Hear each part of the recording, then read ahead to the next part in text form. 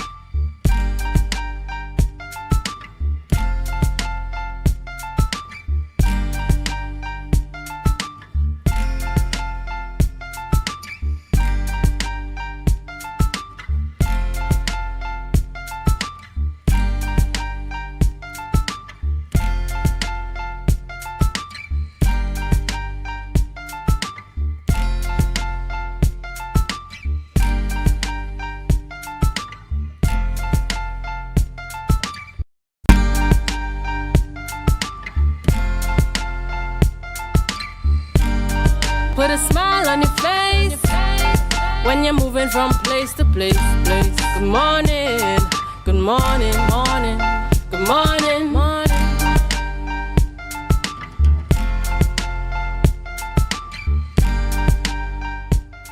Good morning, viewers, and welcome to the Tobago Updates morning show. It is Monday, the 18th of March, 2024. Indeed, as we continue to give God thanks for life, I am Julian Skeet. And I am Adana Kumbi. This is the day that the Lord has made, and I will rejoice and be glad in it. Indeed, it is Monday, March 18th.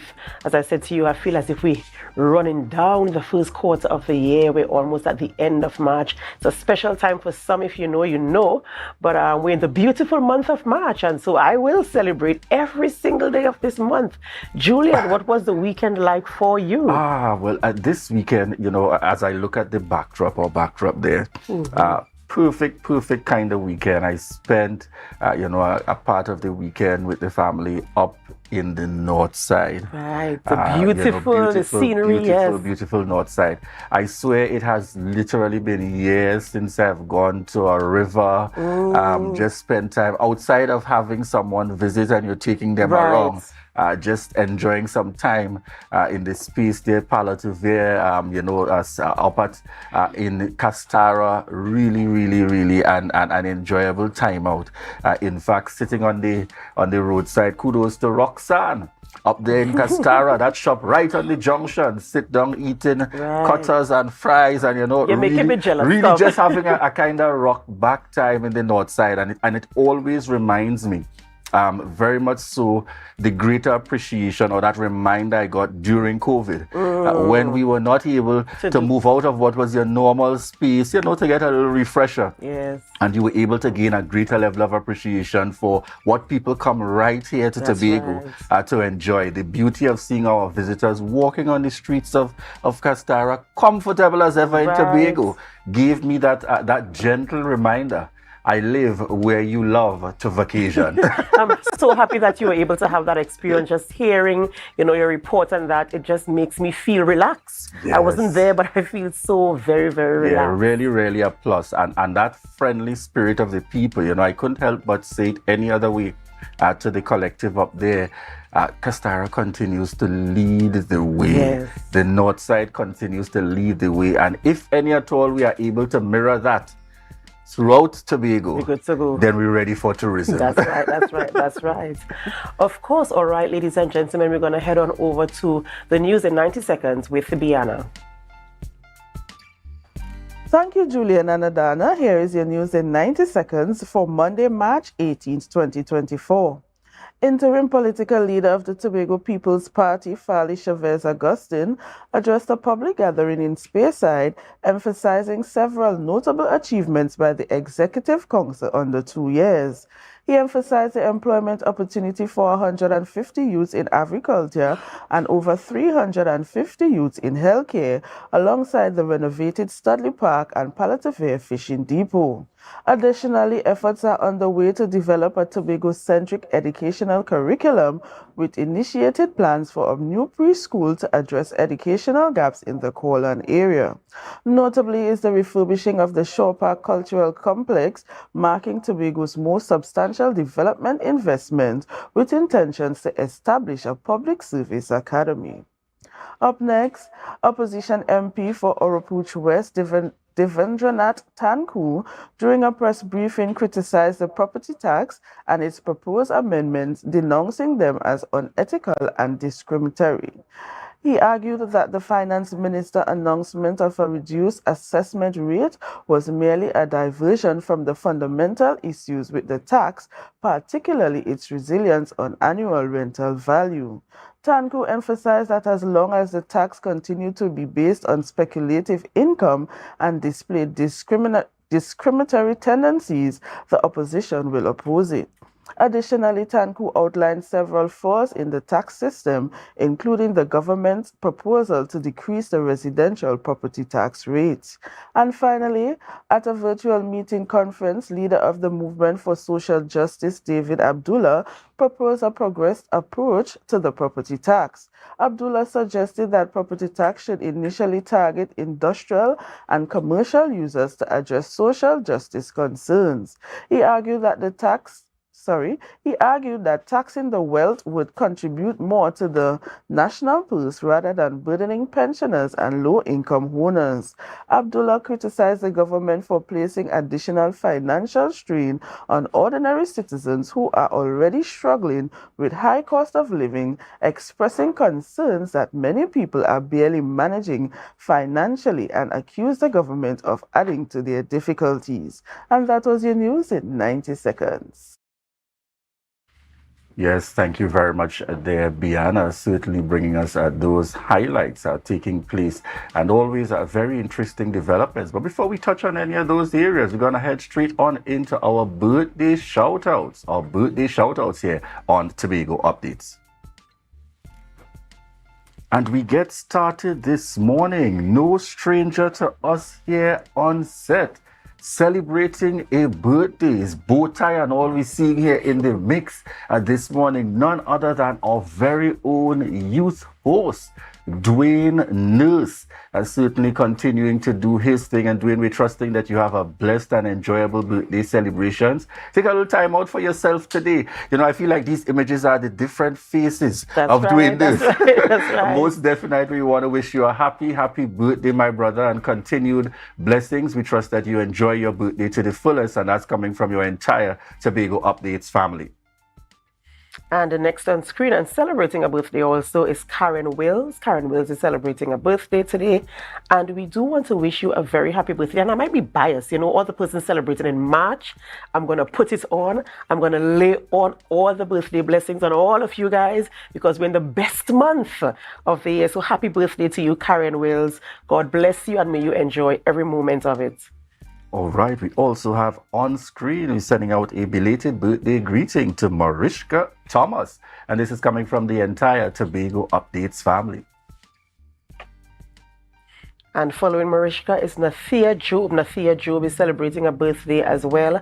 And we want to say a very happy birthday to you in this beautiful month. We do hope that you enjoy. We pray God's blessings upon your life and that you see all your desires according to His will come to pass in your life. And Nathia is a very special one for me in particular, because Nathia would have been that teacher preschool years. So I met her as Auntie Nathia. Right. And you know, she's now transitioned to be owning and responsible for her own preschool, doing exceptionally well. Happy birthday going out to you, Nathia Job. And on screen is yes. Auntie Jeanette Dillon. Auntie Jeanette, this was one of my primary school teachers. As a matter of fact, she taught me in either first year or second year. Am I telling my age? Yes. At Scarborough Methodist. It was the first teacher to put a liquid on my little butt.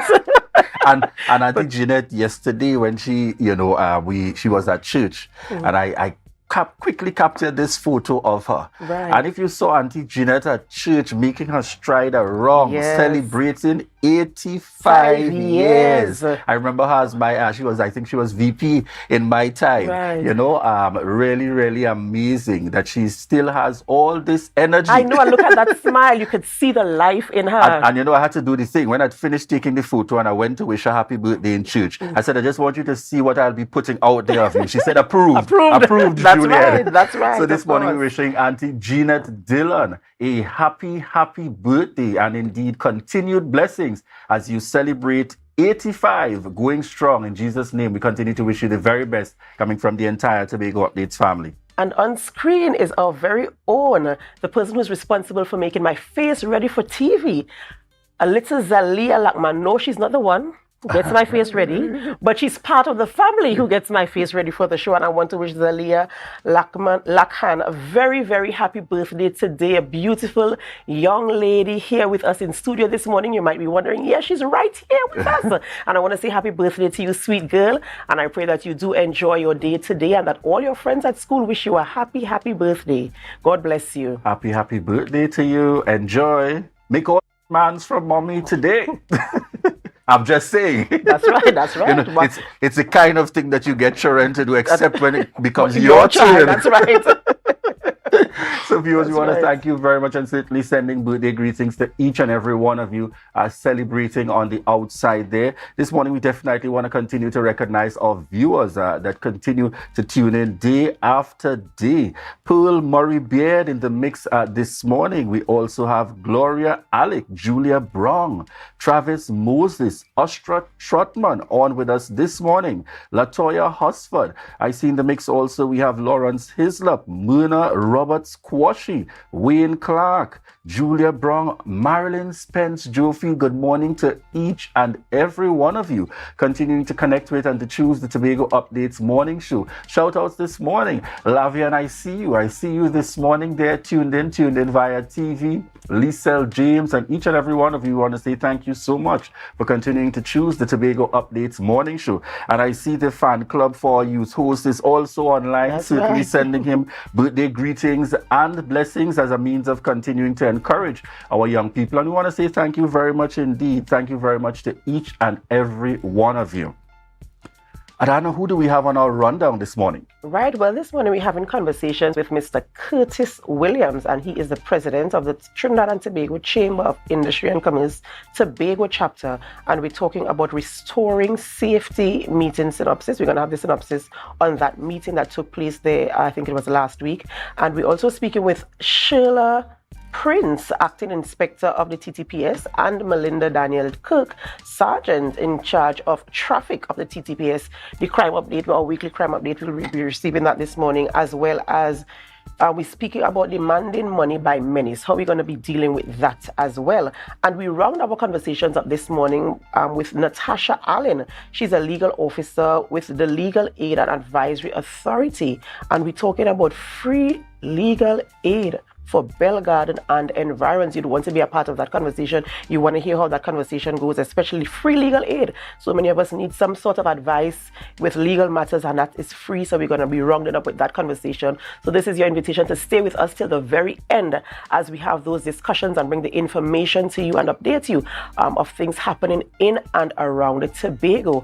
And of course, before we start these conversations, we have to go for a short break. And while we do this, we invite you to share the live. Share the live. Share the live.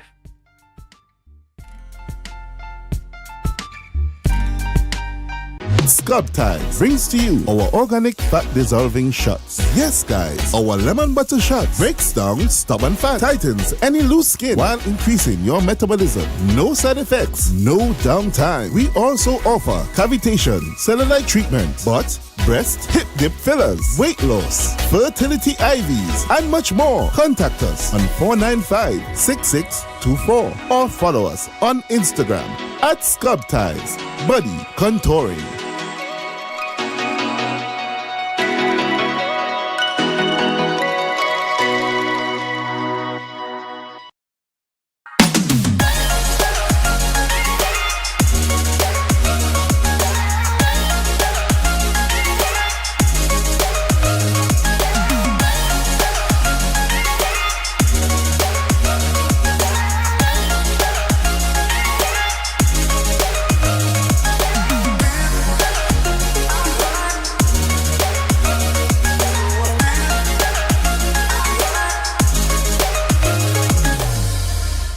March Madness at Standard. Distributors Limited. Get $100 back for every $1,000 you spend. Major appliance deals on Frigidaire, Hyacinth, Samsung, and more. Plus, same-day financing options available. Don't miss out. Sale ends March 31st. Standard. Never beaten on quality and prices.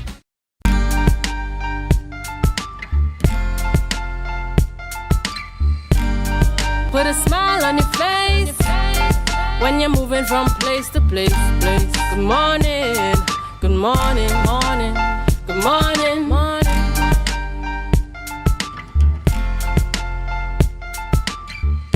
Good morning, viewers, and it's just about 7:10 a.m. and welcome back to the Tobago Updates morning show, coming to you here live from the Fort Mall in Scarborough, Tobago. I'm Julian Skeet, and just before we head on into this interview, couldn't help but going on and as we monitor and track on the live. Also joining us, most definitely, I like to see one of our day ones, that level of support, definitely a friend of Tobago Updates, even as he's all the way out there now in Antigua and Barbuda, if I recall correctly, Reverend Nevin T. Lewis. Good morning to you, Rev. Good morning indeed, and we want to thank you so much, even being out there in the region and carrying out your duties and responsibilities. You continue to stay very closely connected here with Tobago Updates, and we want to say thank you very much indeed. Good morning and all the best to you and the family out there.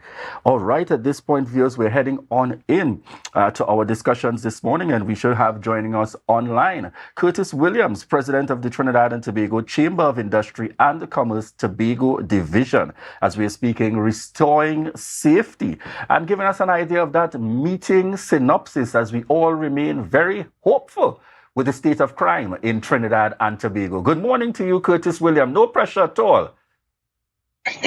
No, good morning to the viewers and listeners and Tobago Updates, and it's a pleasure having you. It's a pleasure having me here. All right, thank you so much. And we're going to dive right on in.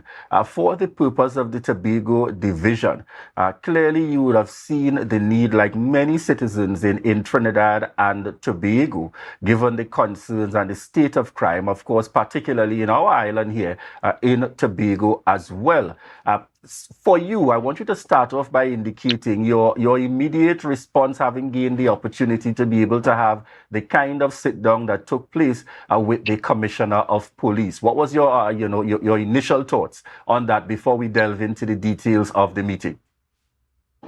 Well, I just want to say thanks to the Trinidad and Tobago Police Service, the Commissioner and her executive, for taking the invitation from the Trinidad and Tobago Chamber of Industry and Commerce Tobago Division. This meeting has been long in coming, and we really appreciate her coming across to Tobago and meeting with us.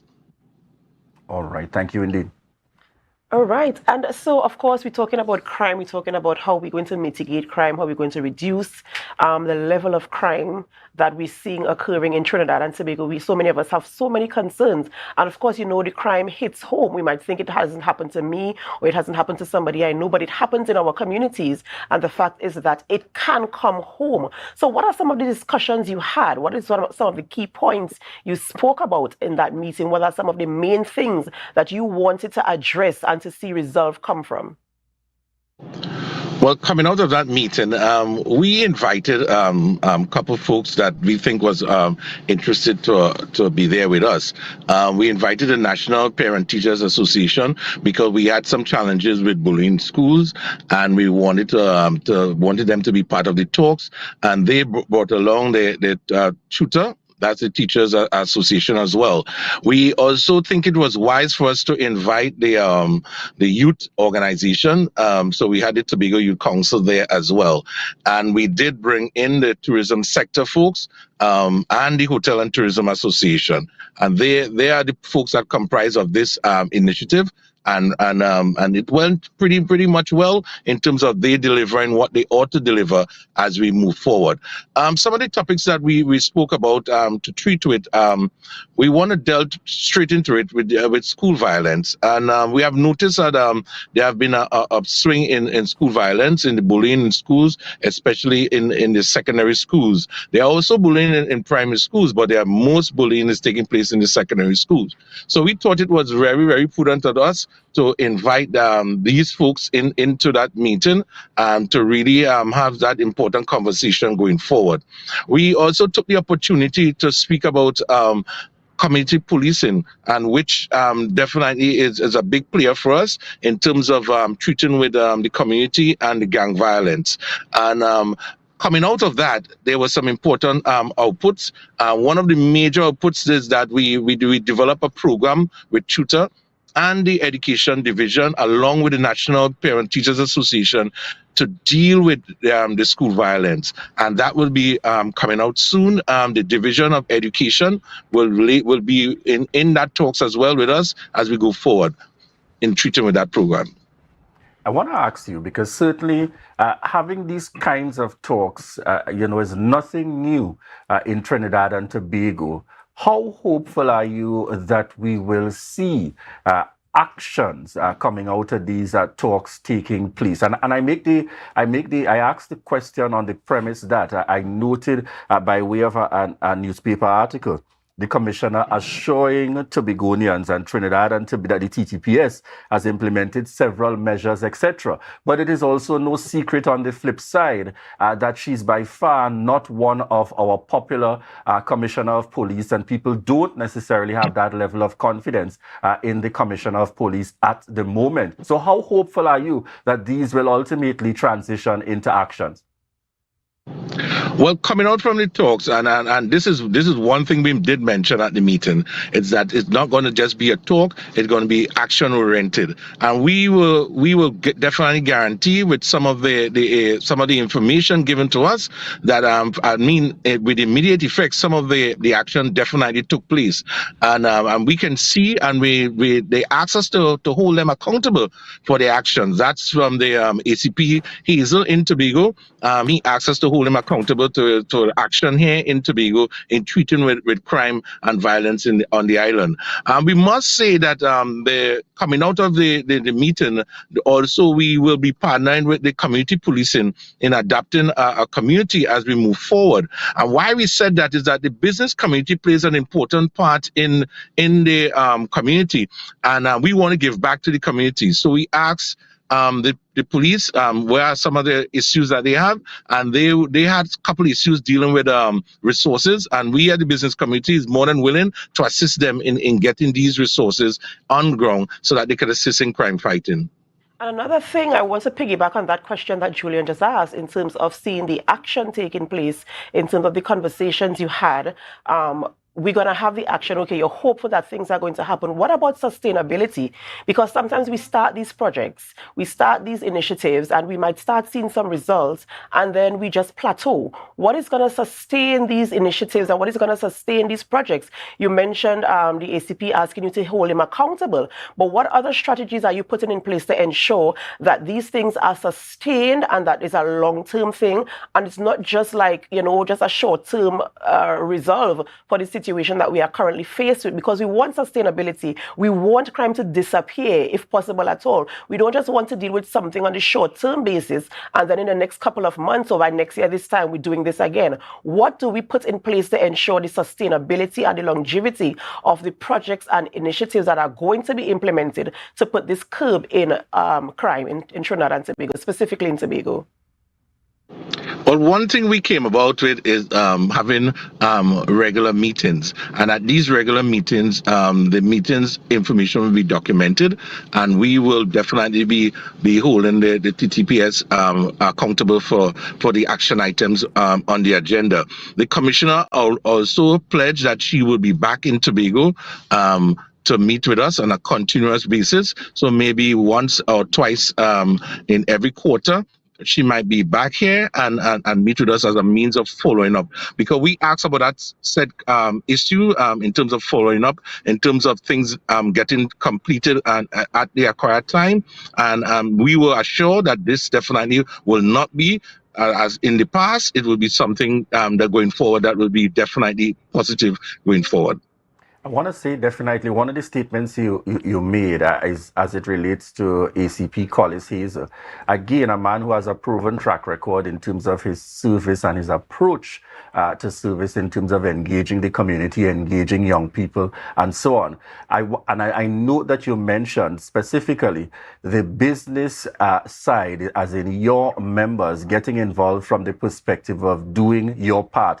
I want to get from you, is that a commitment on the part of business entities throughout communities in Tobago, or, that notwithstanding the challenges, because we know that we still hear some level of complaints in terms of, the rebounding and money operating within the economy and how things are happening, particularly in the Tobago space, that the relevant business entities are still prepared to take on that kind of responsibility and provide that community support, understanding that crime impacts us all? Well, Julian, you're correct. Crime really impacts us all. Crime is not just for the law enforcement. Crime, we need to have all folks or all hands on deck. We're talking about the churches. We're talking about the sporting organizations. We're talking about the community organizations, and the business community plays a very integrated part in the community. And we thinking that it's important that we put back into the community. For example, if Mount St. George Village want to host a football match, and we think it is wise that the business community can be there to at least support them in whatever ways they so desire. So we are asking our members, we did ask our members within the various districts of the island that we meet out to each of the community and we adopt one of the community, and going forward we want to support them in their efforts to reduce crime levels throughout. And again, as I draw the example, there may be Stokely Vale in Plymouth who doing practice, and we as the business community, we can afford to give the guys 2 cases of water and a cooler every practice session, or even go out there and get some footballs for them, etc. And these are the things that we want to give back to the community as a responsible organization. That's the Trinidad and Tobago Chamber of Industry and Commerce Tobago Division. We are more than willing to put back resources back into the community that we take, because the community is what supports us, and we want to give back to the community. And that's a small way of us giving back to the community to ask and reduce in the level of criminal activities within.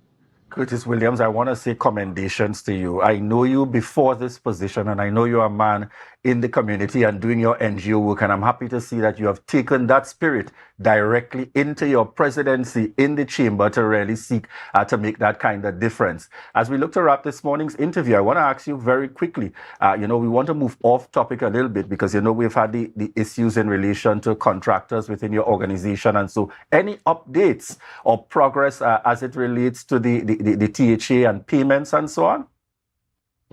Well, today we're definitely going to get that update. I called a couple of members and tell me they will give me some feedback today in terms of the payments that some of them received throughout the week gone.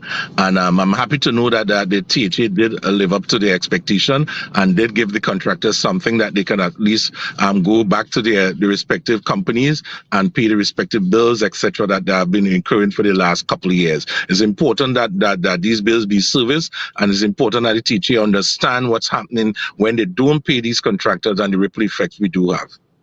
All right. We want to say thank you very much again there, Curtis Williams, President of the Tobago Division of the Trinidad and Tobago Chamber of Commerce, certainly speaking today and giving us a synopsis in relation to the recent meeting held with the Commissioner of Police and also members of the Tobago team here, along with other stakeholders right here in Tobago. Very interesting in terms of the talks, and as usual, we continue to look forward to the actions. Ultimately, for us all in Trinidad and Tobago and beyond, we just want to see a reduction in crime. We will all play our part, and I think it was clearly said by President Curtis Williams that we definitely all have to play our part, and we ought to understand that's part of the solution that we're looking for in this overall issue of crime. We want to say thank you very much again for joining us on the Tobago Updates morning show. All right, thank you. Viewers. At this point, we're preparing to head on into our next interview, where the conversation continues with the TTPS. We'll be chatting with Sheila Prince this morning, acting inspector, and Melinda Daniel Kirk, sergeant. So we look forward to those upcoming discussions with the TTPS. Yeah. Adana, how are you doing this morning? Adana is doing quite well. But I just want to talk a little bit about what Curtis said before he left. You know, Definitely. you're talking about these businesses adopting a community. I really want to see that Impressive. happen. I really want to see them embrace these communities, because this is where the crime lives. And if we could really adopt communities, whether it's in sport or whatever activities that we can provide support and help with, then it eliminates that space, you know, for that level of crime, and it helps our young people. It shows them that we support them and we love them. And so I'm calling out to corporate Tobago, I'm calling out to the businesses in Tobago communities to adopt a community. And it doesn't mean if one person adopts the community, you can't jump onto it. More than one business can slide into our community and say, hey, we adopt you, we support you, and we're gonna, you know, help you to get to where you want to go, and to turn your mind away from crime. So we're looking forward to that, and we're holding you what? Accountable. We're gonna hold you accountable. And you know, I always like to use the example when we speak of that, and just as you indicated, it's so good to know that the Tobago division is looking in this direction in a more meaningful way, because I know that there are members of the Tobago division that have lent that support no matter what over time, but it's good to know that they're looking at it as a collective effort. So calling on a number of their members, as much as we you know, it's not the best time or may not be booming times in business,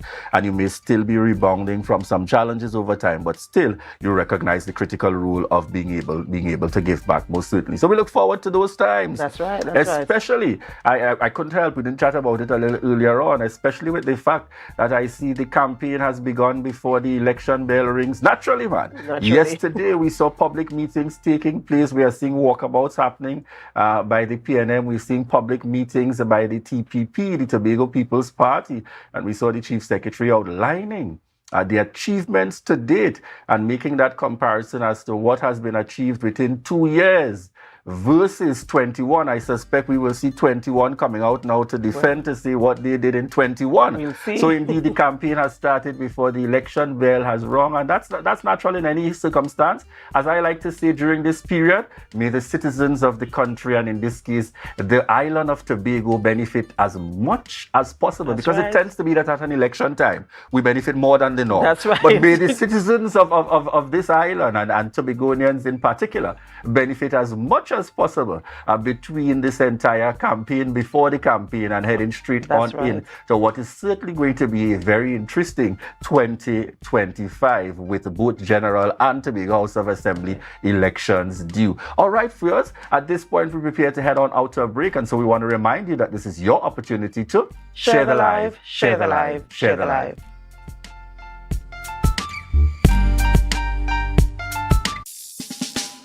Represent Sunday, 24th March, Glamorgan Youth Foundation Annual Regatta. Only the toughest will survive. Watch as teams viciously compete in various events: triathlon, obstacle course, and bamboo raft race on the Great Dog River. Only the bravest of sea dwellers dare race on the waters of Richmond Bay. Principal Pan After Party powered by the Street 91.9 FM Tobago. Cash prizes to be won and so much more. Action starts at 8:30 a.m. down at Richmond Bay. For more information, please contact 375-3835 or 776-9193. So, who will you represent?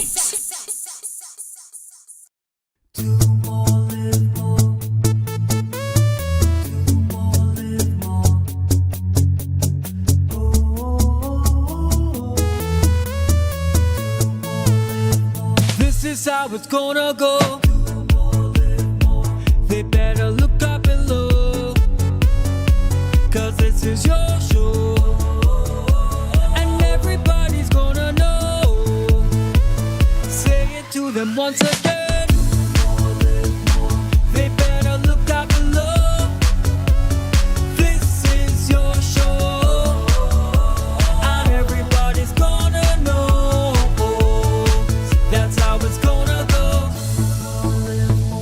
They better look up below, 'cause this is your show.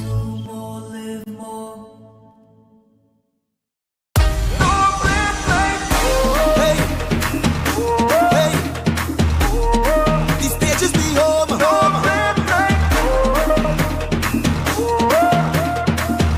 NMG.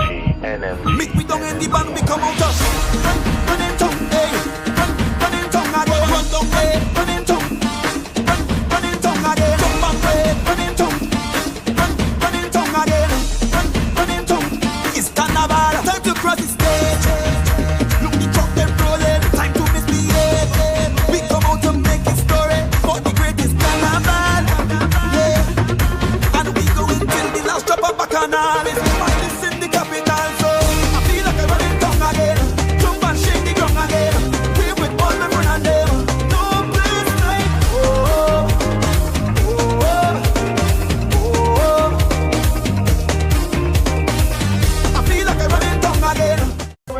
boy Harry here from Authentic Car Clinic, located right here in Tobago at Storebay Local Road. You can WhatsApp us or call us at 366-4173.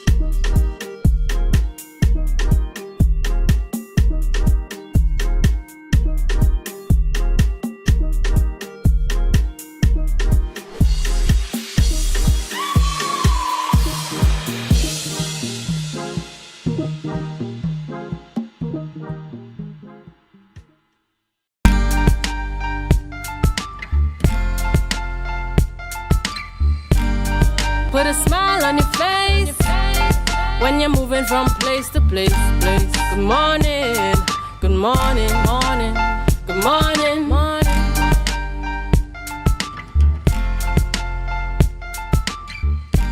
Good morning, viewers. We're just at about 7:31 a.m. and welcome back to the Tobago Updates morning show, coming to you here live from the Port Mall in Scarborough, Tobago. I'm Julian Skeet, and as we continue with this morning, we have on set with us Sergeant in charge of traffic, Melinda Daniel Cook, and no stranger to us here on Tobago Updates, Acting Inspector Sheila Prince. Good morning to you. Good morning. All right. So as we get the conversation started this morning, we want to start with what is usually the obvious in these interviews when we have TTPS, or no pressure at all. What has been our progress to date? We are in the month of March. We have identified, unfortunately, the challenges facing us. I think we're just at about on number 5 in terms of the murder rate. And so what has been the progress with any of these matters? Well, first of all, let me start with last week, we had 14 persons arrested on outstanding warrants. These warrants were TAC warrants and maintenance warrants. Additionally, we had one person appearing before the court with fraudulent conversion. The Criminal Investigation Department arrested and charged one person for possession of firearm and ammunition. So we had quite a few success stories last week. All right, so that we are attempting to make some progress and steps in the right direction. In the right direction. All right. This morning, we also have with us the benefit of the sergeant in charge of traffic. And you know, sometimes you can have some people that love you all because you do well, and then some people that hate you all because they say instead of helping the thing to flow, you all obstruct the thing. But I want you to give us a sense from where you sit as it relates to Tobago specifically. How have things been generally? And I speak of that in the context of people complying with the relevant road rules and regulations in Tobago. How has that been generally in our Tobago space, and any areas you definitely want to remind or to admonish persons about as users of the highways and byways? Okay. From my standpoint, from where I operate now in charge of the traffic department, what I observe, we are having some problems that it pertains right now to persons not adhering to the traffic light signal, especially that of the Rockley Vale traffic light. There are a lot of breach persons failing to comply with that traffic light signal. So my presence here today is that as in keeping with our strategic plans and goal as it relates to public safety. We realized that for the period from January to March of 2023, when compared to this year of January to March 2024, the road traffic accidents that involving pedestrians, it's at a great increase. What we noticed from 2023, we had only 3 accidents were recorded during that period involving pedestrians. At this time, from January to March of this year, we have a record of 6 accidents involving pedestrian. We have at present a child that is warded still at the hospital in a stable but critical condition. So we are really trying to sensitize the public, because we realize when we are out there conducting our speed exercise, most drivers, they are not aware of the speed limits as it pertains to the road in Tobago. So I am just reminding the drivers, the speed limits as it pertains to the road in Tobago, from the Sherburne traffic lights along the Clonowell Highway up to Bacalet traffic light, that speed limit, it's 80 kilometers. From Sherburne Road, meaning from the said traffic light along the Grafton Road, that is also 80 kilometers. From the Erskine Square roundabout to Montgomery Road, that is still 80 kilometers. All other roads in Tobago, it's 50 kilometers, and drivers are not aware of that. It's different pertaining to heavy vehicles along with vehicles that carry passengers in excess of 10, where that speed limit is beyond 50, it goes up to 65. And the demerit points, I just want to warn driver, the demerit points as it pertains to when you are caught exceeding the speed limit. Because if where the road, the speed limit is 50 and you are caught with a speed limit of 80, that's a demerit point of 6 points already goes to your driver's permit. So we are really trying to encourage drivers to be aware and when you're on the road, please remember the pedal cyclists, the motorcyclists, and the pedestrian, please slow down on the nation's highway. So I want to get from you, because, you know, it's interesting that you mentioned that part in terms of pedestrians being affected. What's your advice and guidance to pedestrians in this circumstance? Because I know there are some, of course, that don't have the right attitude, and some pedestrians feel automatically, and I'm speaking now from the perspective of a driver, some pedestrians feel that I could step down anywhere, any part of the road to cross, and immediately the traffic has to adjust to accommodate me. When on the flip side, some pedestrians actually take the precaution to make sure that it is clear, etc., before you try to cross the roadway. What is your advice in those circumstances? What is acceptable, particularly when you get to a point where there's an accident that has taken place involving a vehicle and a pedestrian? Well, what I will advise pedestrians, please, it's only the area where the zebra crossing is available. That is where the driver is obligated. You must slow down. You must come to a stop to allow the pedestrian to cross. But the areas, as we realize, along Garden Side Street, where there is no zebra crossing and pedestrians feel that because you're crossing, the driver automatically have to come to a stop. Please, we are advising them, no, only cross when it is safe to cross the roads. Please, we are pleading with the pedestrians. All right. Let me bring back Acting Inspector Prince here in the mix. You're probably saying traffic on and it make your morning lighter. No. We want to find out from you, you know, as one of the areas that we're also looking at this morning is specific at demanding money by menace. We have that situation taking place where in circumstance, and we speak broadly, whether you're speaking to issues of persons in business who may be threatened, you know, and the indication is that if you don't do X, Y, or Z, in terms of providing me with this kind of money and so on, are going to ensure that your life is affected. We also see it within how people operate from a one-on-one standpoint, sometimes blackmail circumstances and so on. I want you to let us know in the context of where do those things stand in the context of the laws of Trinidad and Tobago. Okay, so let's define menace. A person or thing that is liable to cause harm or danger. If you look into our Larceny Act 11, 12, 31, and 32 speaks of any person and menaces demand from anyone anything capable of being stolen or with the intent to be stolen is liable to imprisonment for 5 years. What we have not seen in the Tobago space is any reports of demanding money by menaces. But I am not saying it cannot happen. So what I would like to tell our business owner, anybody in business, because they do their homework on businessmen, how much money comes in, how when they pay their workers and stuff like that. And, you know, they may want a job.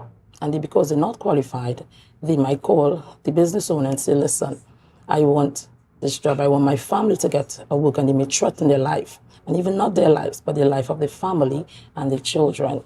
And you have to pay me, as I will cause your place to be robbed. So we're asking our business owners, If this happens, make the report to the police station.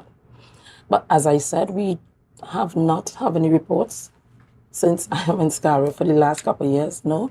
But what we do see is that Tobagonians are parting with their monies because they are going and shop over the internet like marketplace. They are seeing jewelry, clothing, anything. And they are depositing monies into the accounts that they don't have any idea who these monies are going to without even seeing the tangible good. So I want to urge them, think before you do that. Even we have people going to Trinidad to purchase vehicle, conducting cash transaction. You can do that. Close proximity to the police station. It's always open. The station is always open. Go into the station, speak to the sentry. I am from Tobago, and I am here to conduct a business of purchasing a car. I just need that, that safety net, that security.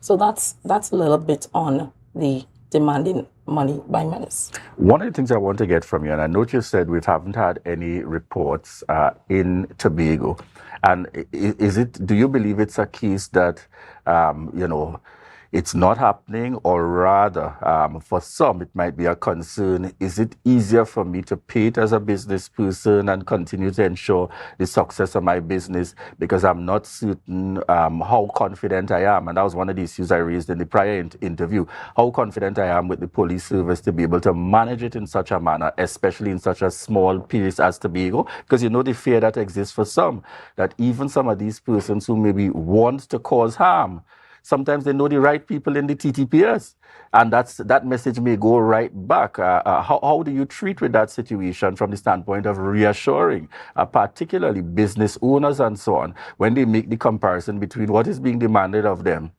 and the comparison between taking the chance and letting the TTPS get involved to help with resolving the matter? Well, as I said, it's not common here, and I am not saying it not happen. It can't happen. And even if it's happening, we don't know. And even if, why would a business owner want to be paying $20,000 out of his income every month for security for somebody who's not even on your payroll, or just for the safety? Don't let the criminal element put you in that position where you feel weak and you need to adhere to their rule and fancy. Come into the police, let us deal with it. We are trained to deal with it. So I'm telling them, no, say no and come to us, and we will find a way to deal with it. All right.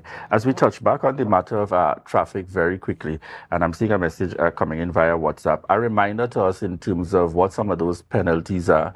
I know you mentioned the demerit points as one aspect, but my understanding is that there are also fines that are attached. Can you remind us of some of those? Right.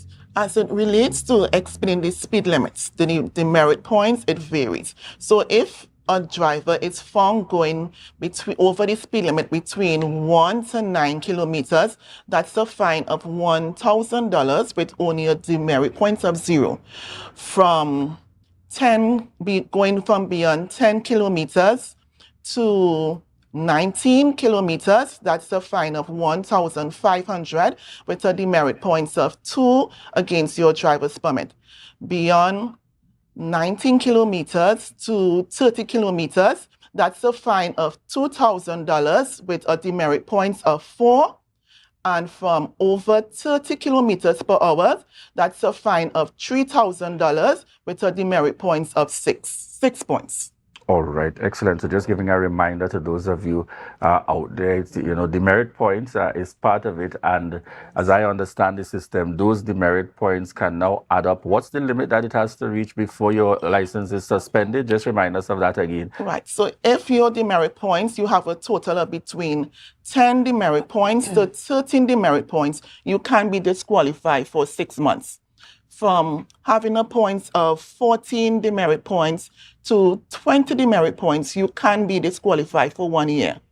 And from over 20 demerit points to 30 demerit points, you will be disqualified for 2 years. And you can safely say since this introduction, you have seen these things being applied in terms of the demerit points. Because that's one of our challenges in Trinidad and Tobago. We introduce a good system, but then we have complaints about it not being maintained. You can assure that you are seeing it being maintained. Yes, it's been highly maintained. All right, excellent. So that in the event, if we saw one of our cameramen and so here that's losing demerit points, we could have used them as an example. But that's not the case, folks, because we are good drivers. We are good drivers in the mix. I want you to remind Acting Inspector Prince, persons by way of treating with these same issues, how should they reach out if they're to be a little discreet? Because, a business owner may not necessarily come to a station and make a kind of official, make everybody aware of what the situation is. What are some of the methods by which they can definitely reach out and connect with the police in matters like this, which may be of a sensitive nature? Okay, so we have the TTPS app, and they can also do 555-211, or you can just basically call any station. I can leave my number and the number of the station, 639-2512. That's the Scarborough Police Station. If you in this Chauvin, it's 639-8888. All right, excellent indeed. Acting Inspector, any additional information you would want to share with us here before we wrap up this morning's interview? Yes, I would like to invite all persons from the Signal Hill, Patience Hill area. We are having our town meeting on the 20th of March. It starts promptly at 7. We want to hear from you, whether you are satisfied or dissatisfied with the TTPS. We still want to hear from you. Additionally, I want to implore, because we're having a little challenge on the Claude Noel Highway with the vending. My officer, Sergeant Daniel Kirk, and her team, we went there. We didn't just run everybody. We didn't do that. We talked, we gave them the literature stating that, you can't be on the highway vending. Even those who are stopping in the shoulder and purchasing, that is also an offense, and it's a cost of $200 if arrested and charged. So we are trying our best. We are telling our vendors, don't vend on the highway. There is the food hub, there is the market. But then when we come in town, we also seeing people on the pavement, that Wilson Road pavement, ED supermarket, we still see them. Obtain your peddler's license from the court. An investigation will be done by the police, but it doesn't permit you to sell on the pavement. All right? And as you mentioned, the pavement in particular, a hotspot area in Scarborough where we have had challenges, shootings and so on, is the TTPS now making more regular patrols in and around that space? Yes, we have. We have rolled out an initiative called Eye on Scarborough. So we have our patrol police static every day. All right? During the course of the 24. All right. And a quick question to you, Sergeant Daniel Kirk, very quickly. One is asking a question about the considerations for the introduction of more pedestrian walks in places or spaces where persons believe, it should be a walk there because the distance appears to be too far with where the pedestrian walk is. How is that usually determined or considered? Can persons write to make a recommendation to the TTPS that I feel that one should be considered in this particular area, etc.? Well, reference to that information, what can happen, they can just inform us and we will liaise with a traffic management under the Tobago House of Assembly and we see how we can put things in place. All right. And before we close this morning, your message, what would you like to leave with our viewers and listeners as it relates to traffic? And I have to say publicly on TV, just as I did before we started the interview, Officer Sibro out there is one of your shining examples of an officer, in terms of in traffic and treating with people. Calm and collective when he needs to be, stern and harsh if you require it, but certainly using that measure in the execution of his duty. What would be the message that you would want to leave here, particularly as it relates to traffic on behalf of the TTPS? What I would just like to leave with the viewing public is please always be safe on the nation's road and please do not drink and drive. Indeed, a very clear message and a reminder coming here this morning on behalf of the Trinidad and Tobago Police Service, Acting Inspector Sheila Prince and Sergeant in charge of Traffic, Melinda Daniel Kirk. We want to say thank you so much for joining us here on set this morning. Viewers, some gentle reminders for you as the TTPS continues to take on their role and responsibility, and notwithstanding the concerns or challenges out there, remember you have an opportunity to get involved in the process as early as this Wednesday, the 20th takes place, and that's in the Signal Hill area. So you have that opportunity to come, those in Signal Hill and environs, to get the opportunity to connect and to speak with the TTPS as we continue to make that collective contribution to ensure that we bring Tobago back to what we all would love to enjoy. Of course, no bias at all with the rest of the country, but we've got to start somewhere, and I prefer us to start in Tobago, where we reside currently. We want to thank you so much for continuing to choose the Tobago Updates morning show, and to remind you that this is your opportunity to share the live, share the live, share the live.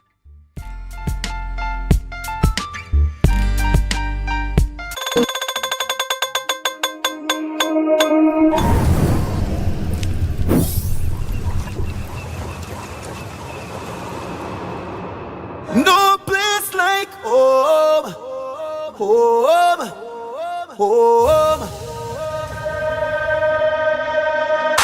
Oh, I love Tobago, baby.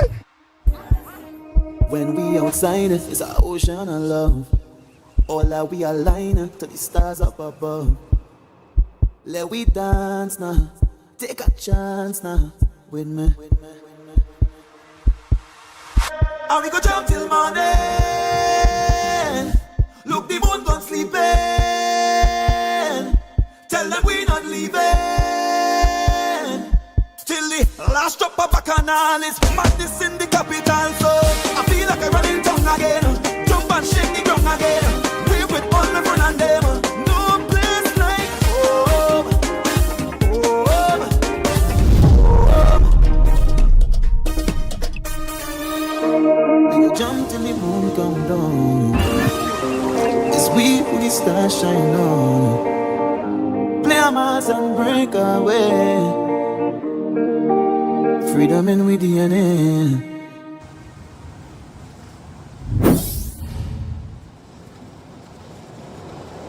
Scrub Ties brings to you our organic fat dissolving shots. Yes, guys, our lemon butter shot breaks down stubborn fat, tightens any loose skin while increasing your metabolism. No side effects, no downtime. We also offer cavitation, cellulite treatment, butt, breast, hip dip fillers, weight loss, fertility IVs, and much more. Contact us on 495-6624 or follow us on Instagram at Scrub Ties Body Contouring.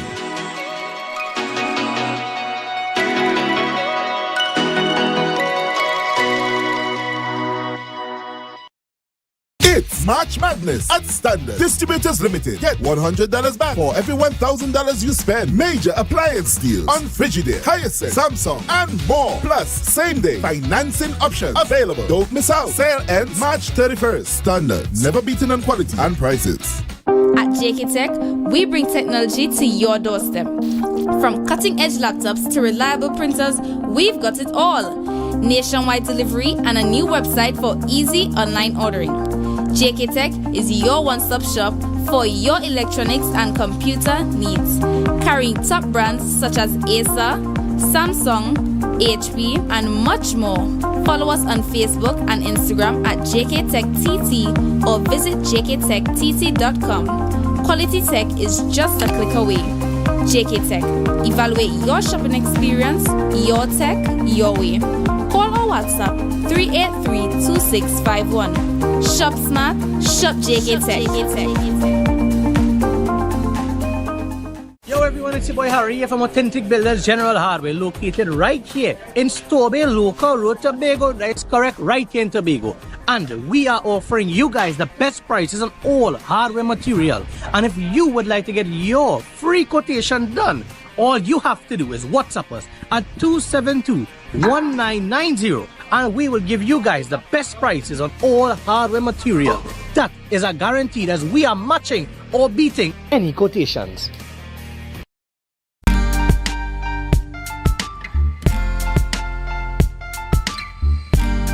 Put a smile on your face when you're moving from place to place. Good morning, good morning, morning, good morning, morning. Welcome back to the morning show on Tobago Updates Television. I am Adana Kumbi. It is 7:54 a.m. So if you're not pulling into the car park right now, you are going to be late, but it doesn't mean you have to speed. You just heard from the TTPSA about being safe on the nation's roads, so we implore you to please be safe as you get to work and drop the children off to school. All right, so we continue in conversations this morning in studio with our guest, and we're speaking with Miss Natasha Allen, and she's a legal officer with the Legal Aid and Advisory Authority of Trinidad and Tobago. And something very interesting, the topic is free legal aid for Bell Garden and environs. So we want to get into that conversation this morning. Good morning and welcome. How are you? Good morning, and thank you. I'm happy to be here. Right, okay. We're happy to have you also. And we want to talk a little bit about the Legal Aid and Advisory Authority. Yes. What are the services that they provide, and what is the purpose for establishing such an authority in Trinidad and Tobago? Yes. Well, the Legal Aid and Advisory Authority has been around for quite a while. And as the name suggests, legal aid, assistance, and advisory, anybody could come in and get advice on any matter within Trinidad and Tobago, civil, criminal, and we also offer representation for persons who may not be able to afford private counsel. Right, awesome. And so this can be accessed by anybody, any citizen of Trinidad and Tobago. That's correct. Doesn't matter the situation. Once you are available to provide the service, you will provide the service. Is there any qualifying criteria to access the services? Certainly. So for advisory, persons walk in to any one of our offices, the fee is $50. So it's not free. Okay. All right? So it's $50 for advisory. Thereafter, if you qualify, yes, there are qualifying criteria. Whether it is for criminal matters or for civil matters, there are different qualifying criteria. All right? So we will do an assessment of the individual. And for criminal matters or matters within the law court, that application goes before the master or the magistrate, and it is to their discretion to approve the application. For high court matters, that's where the whole process about a means test comes into play, and so that application then goes through an investigative process, and it also goes to a board which approves or denies the application accordingly. All right, so it doesn't matter your ability to be able to pay for your own legal aid or whatever, your own legal situation. You might be in a situation that you might need to access some sort of legal support. Does it matter if you are able to financially pay for your own legal aid or so that was one of the questions I wanted to find. It does matter. That's why I mentioned a means test. Right. So there is a means test. So of course we do look at your income and we look at your capital.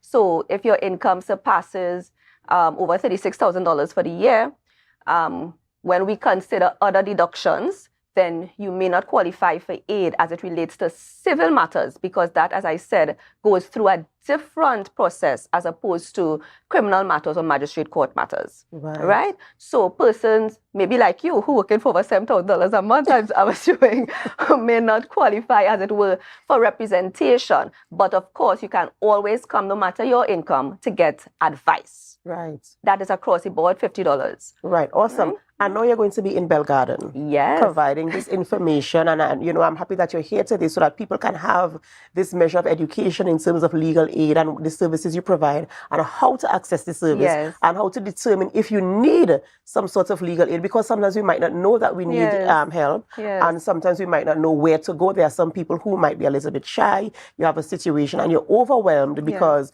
where do I go? And so you are in Bell Garden. So tell us a little bit about your time you're going to be spending in Bell Garden and what people can expect of you being there. Certainly.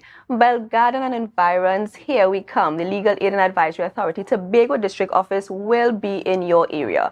We are inviting everyone in Bell Garden and environs to come out. We'll be at the Bell Garden Multi-Purpose Facility Wednesday, the 20th of March. Yes. That's just this week, all right? So we'll be there from 9 a.m. to 2:30 p.m. And you can expect to get advice on criminal matters as well as civil matters, including divorce, eviction, maintenance, any family matters, and also estate matters.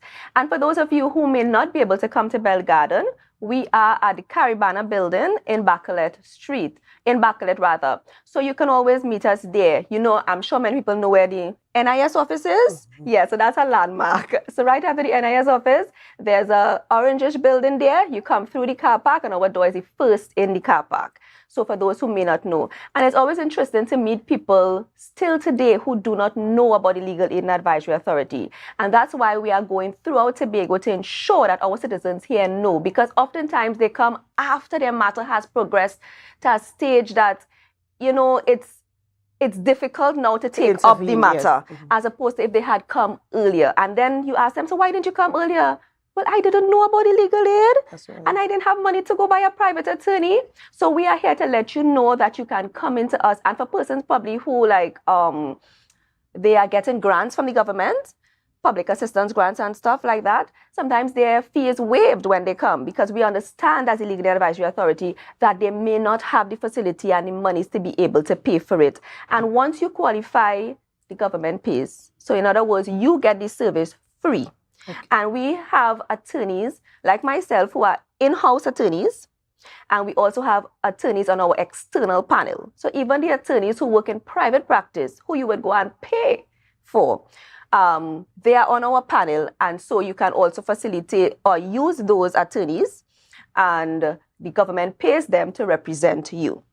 Bell Garden alone is not on our agenda. Yes? Right. So next month, we will be going to Louis D'Or. So you can expect us Louis D'Or. So you don't have to run over to Bell Garden if it's not urgent. You can wait until next month, the 17th of April. We will be at the Louis D'Or Multipurpose Facility on the 17th of April. And on the 16th of May, we are heading all the way to Charlottesville. We will be at the Charlottesville Public Library. And we have some other dates coming up. So as time progresses, we'll tell you more about those dates. You know, I want to say thank you so much to you, Ms. Arlene, for coming and even giving this public education, and the fact that it doesn't end in Bell Garden, that yes. You're going to other communities yes. to provide this level of service, and also to bring the information to persons who are unaware yes. of the services provided and the fact that they can access the services. So if you are in the need of legal aid, or even if you're not sure, they will be in Bell Garden, so you can come out, listen to what they have to say, and decide. You can make an assessment thereafter. Do I really need legal aid, and what steps to take next? And if you are not from Bell Garden and you're from other areas, as mentioned, Louis D'Or and in Charlottesville,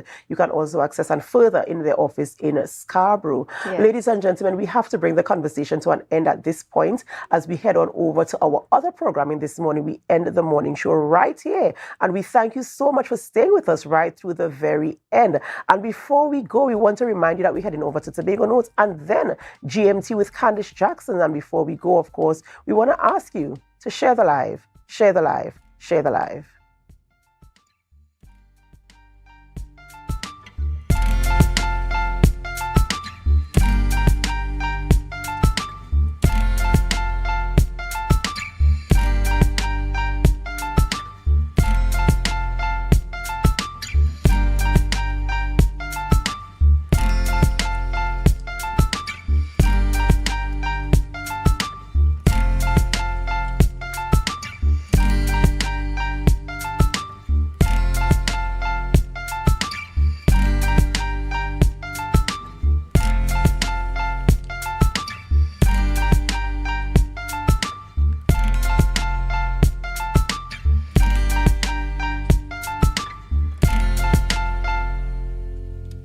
In Barbados, as well as Caribbean Week in New York.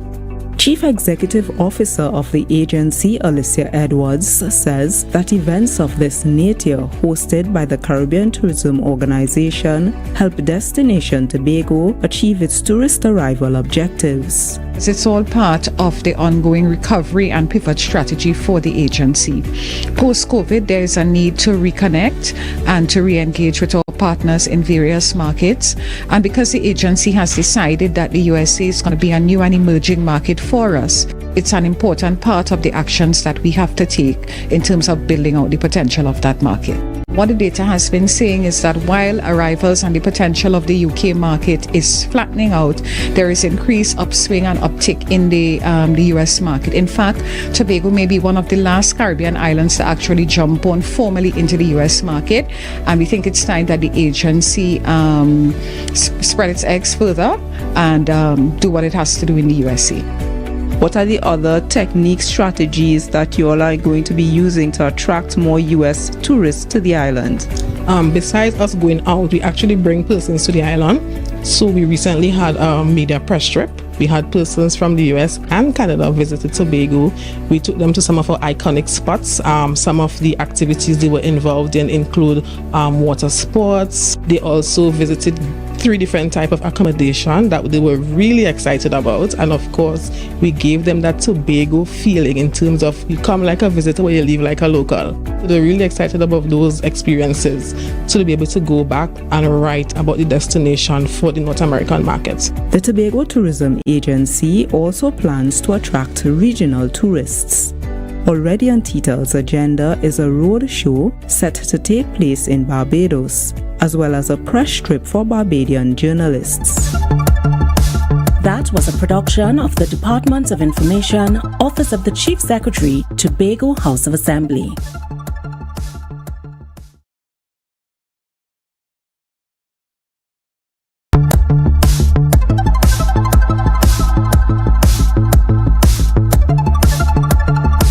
The Bucco Reef Marine Park was the focus of this year's World Ocean Day Symposium, facilitated by the THA's Department of Marine Resources and Fisheries.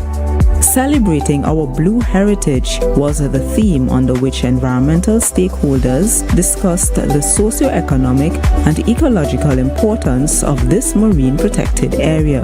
Participants also talked about the creation of a multi-sectoral management strategy for the marine park. What we are looking at is a multi-stakeholder co-management approach. So everybody has a say.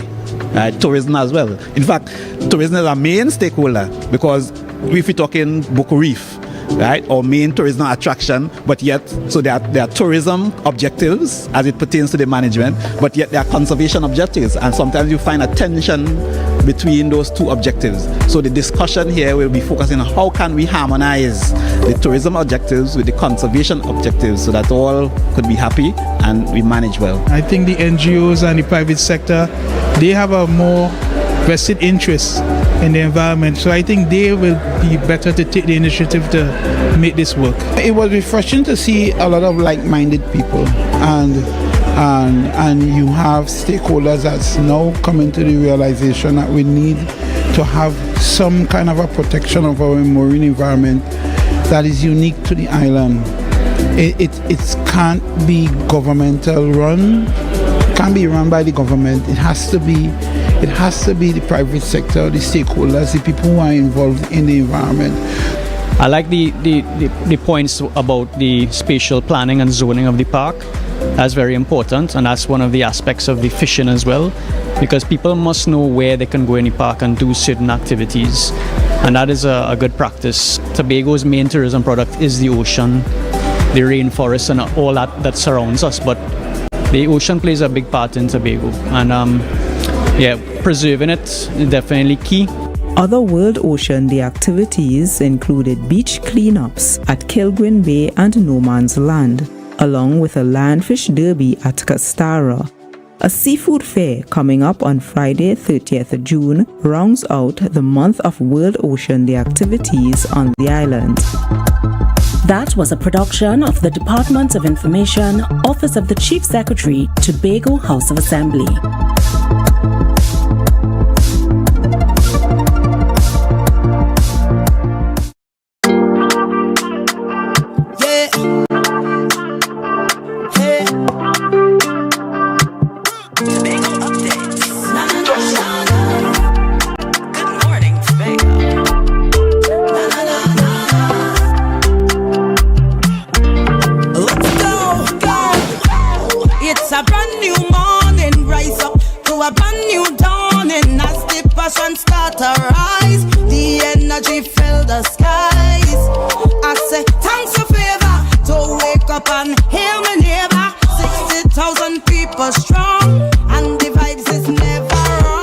And welcome. You are viewing Good Morning Tobago on Tobago Updates Live this morning, and we are so happy you are joining us or you are sticking around from earlier this morning.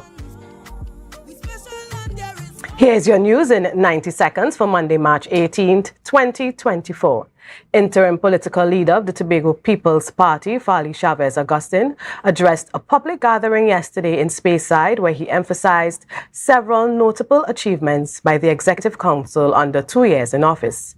He emphasized the employment opportunity for 150 youths in agriculture and over 350 in healthcare, the renovated fishing depots in Studley Park and Paletouvier. Additionally, efforts are underway to develop a Tobago-centric education curriculum. Mr. Augustin also highlighted the refurbishing of the Shore Park Cultural Complex and intentions to establish a public service academy. Opposition MP for Orapooch West, Mr. Davindranath Tanku, during a press briefing, criticized the property tax and its proposed amendments, denouncing them as unethical, discriminatory, and inconsistent. He argued that the finance minister's announcement of a reduced assessment rate was merely a diversion from the fundamental issues with the tax, particularly its reliance on annual rental value.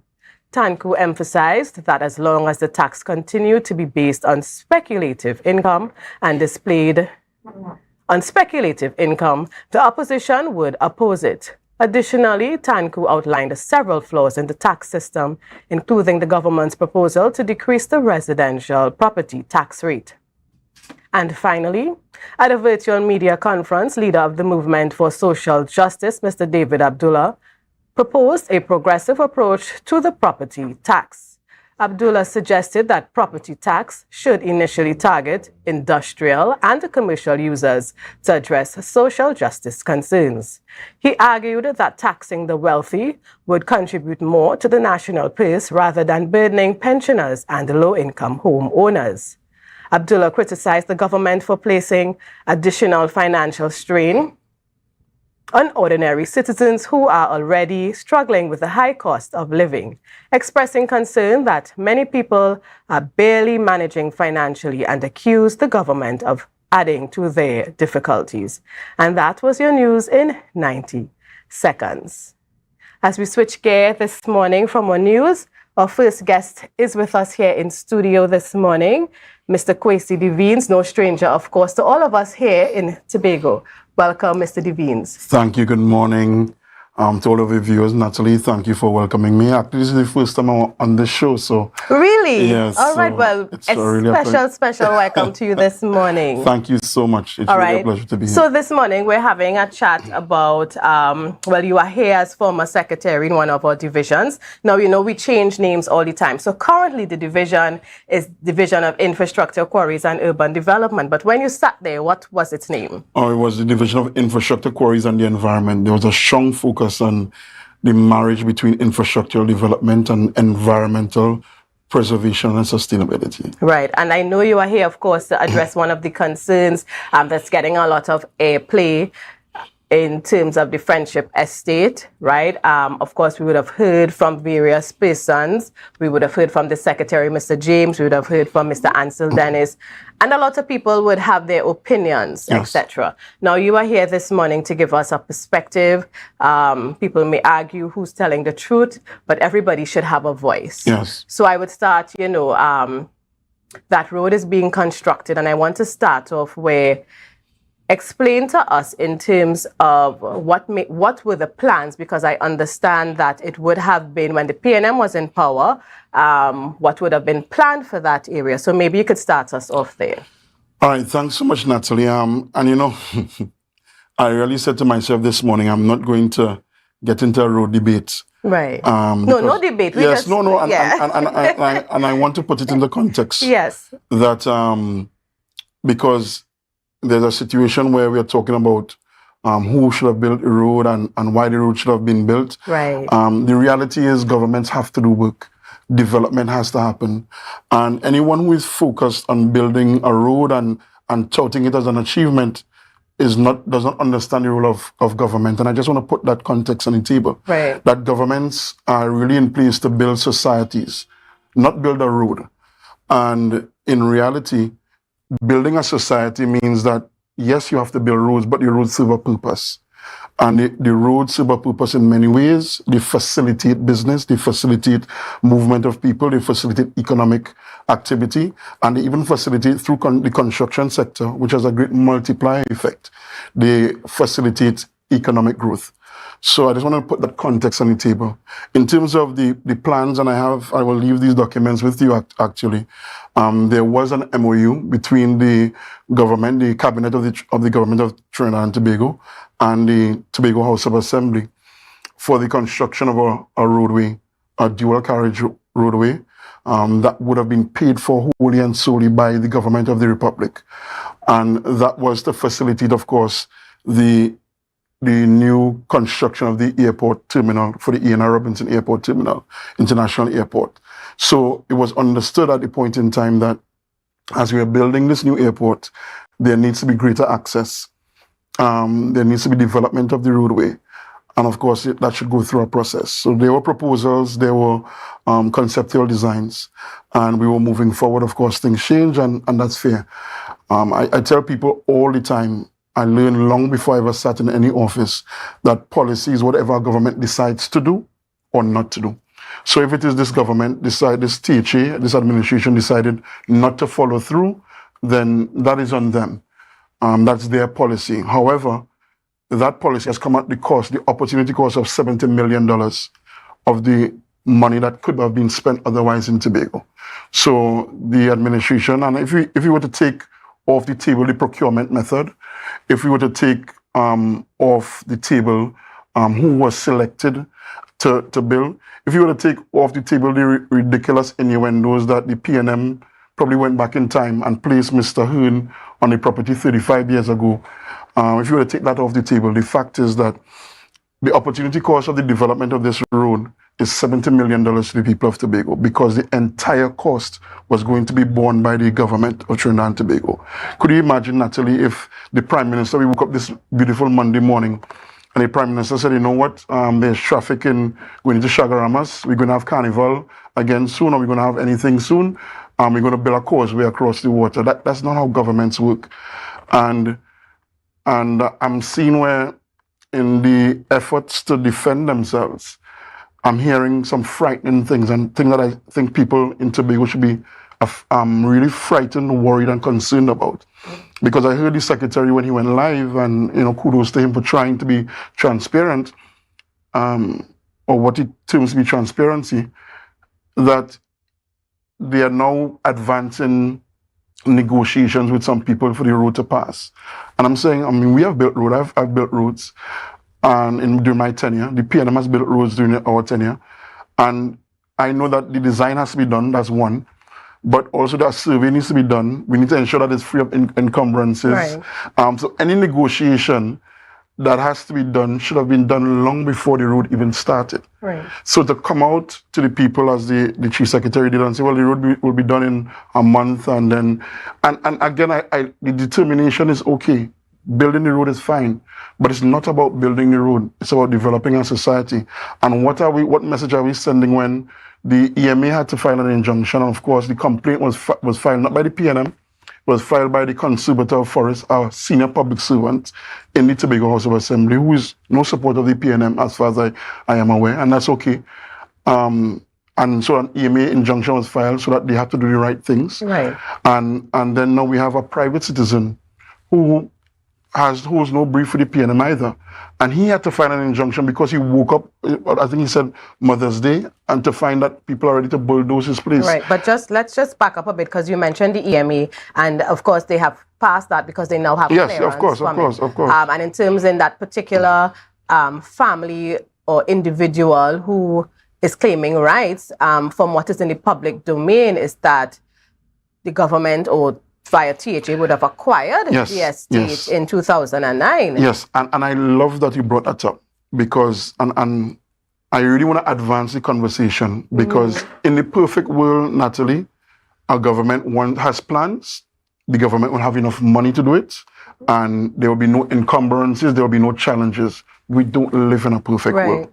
And there will be challenges day in, day out. When we were dealing with Study Park, transforming Study Park from a public entity operating in public sector to a publicly owned company, we had challenges, but it wasn't that we were just going to send out people or fire or just try to deal with things in a haphazard way. It's almost reminiscent. I did American history in school, so you have to permit me.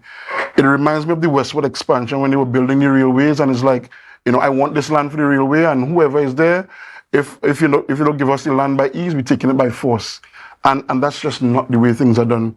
But is it fair to make that comparison? Because, we're looking at the rights of an individual, and of course I don't want us, because we are not the law or lawyers, etc., to interpret it. But in terms of someone having rights, if it is I don't have rights to the land and it's owned by another entity, then that entity can do what they want at will.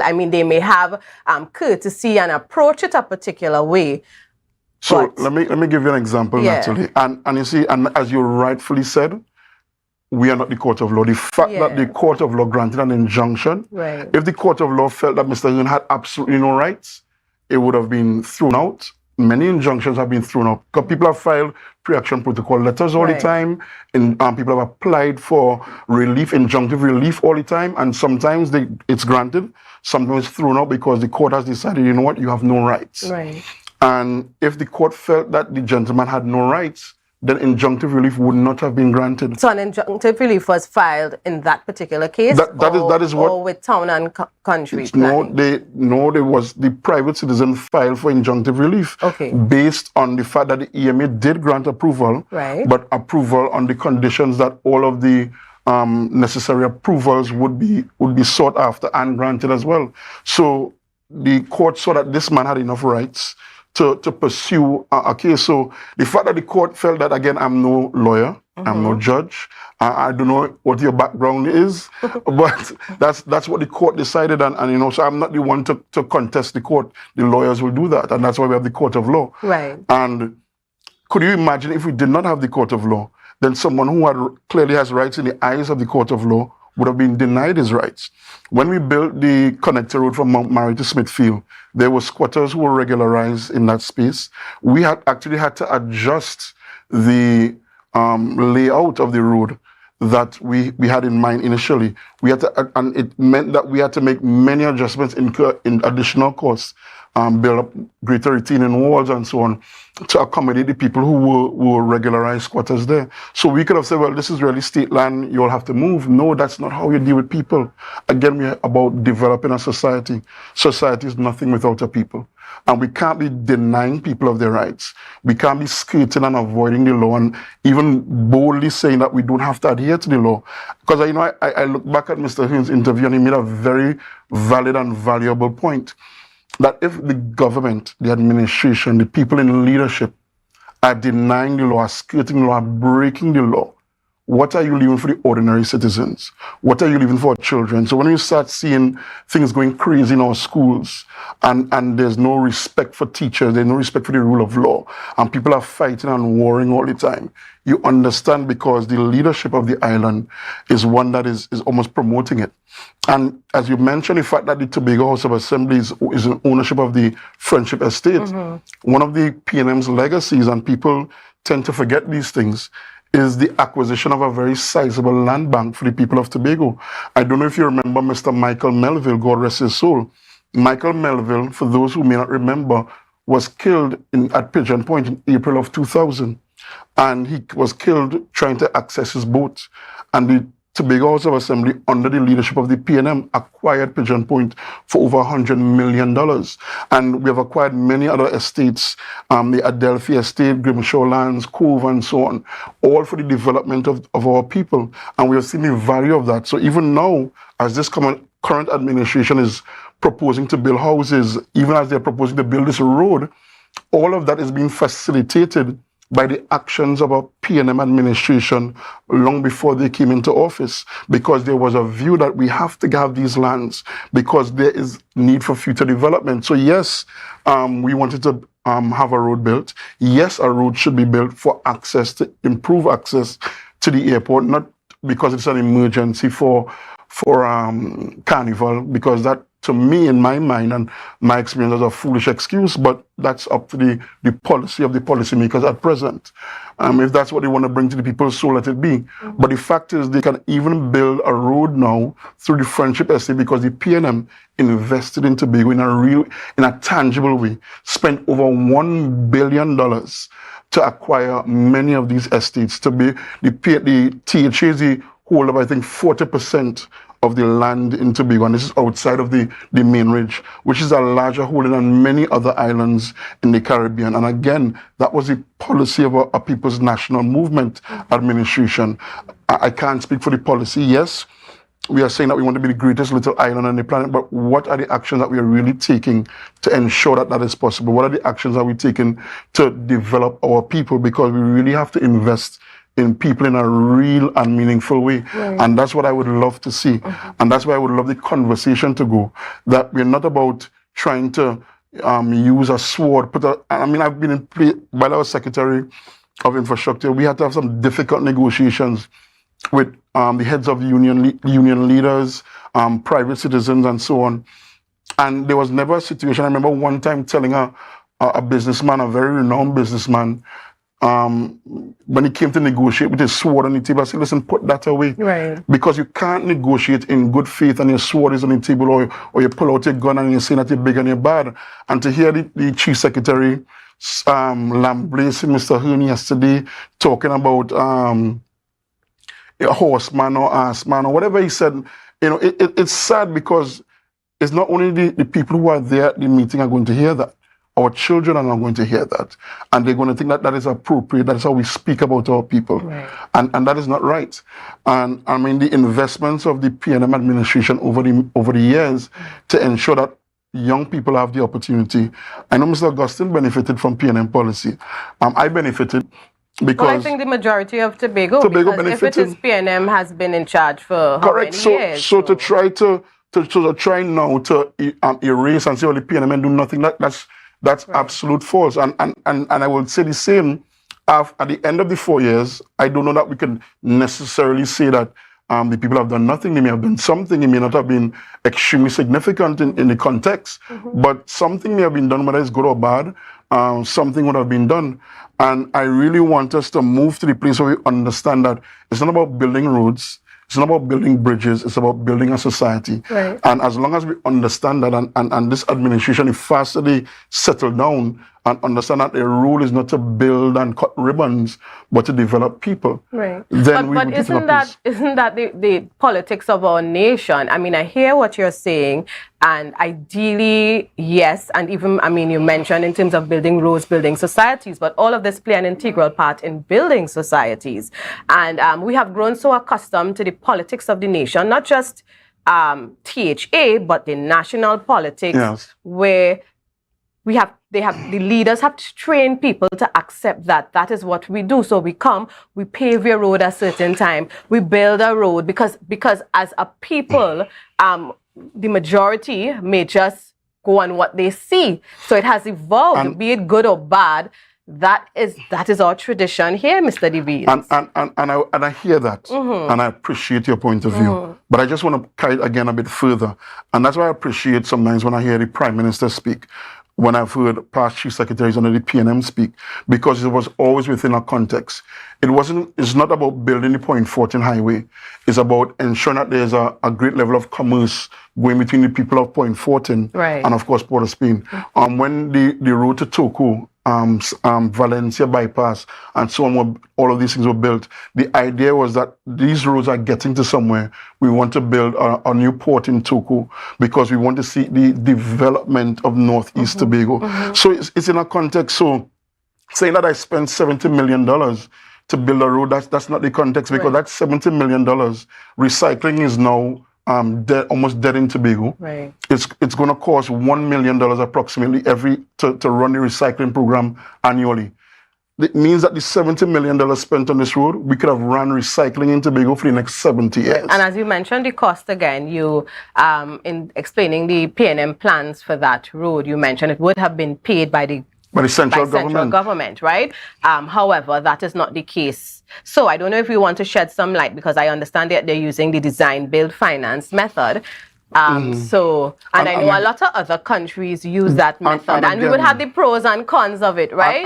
And actually, no problem with that. Okay. No problem with that, again, because, for example, the oil spill that is happening, the Chief Secretary was clear to say, the Prime Minister was clear to say, the cost of this extraordinary cost, the THA wants the money back. Whether it's 51 million, whether it's 50, whether it comes up to 20 million at the end, the THA would love that money because there are other things to do. Right. We have to buy medication for the hospital, pay our teachers, books in the bags of children, and so on.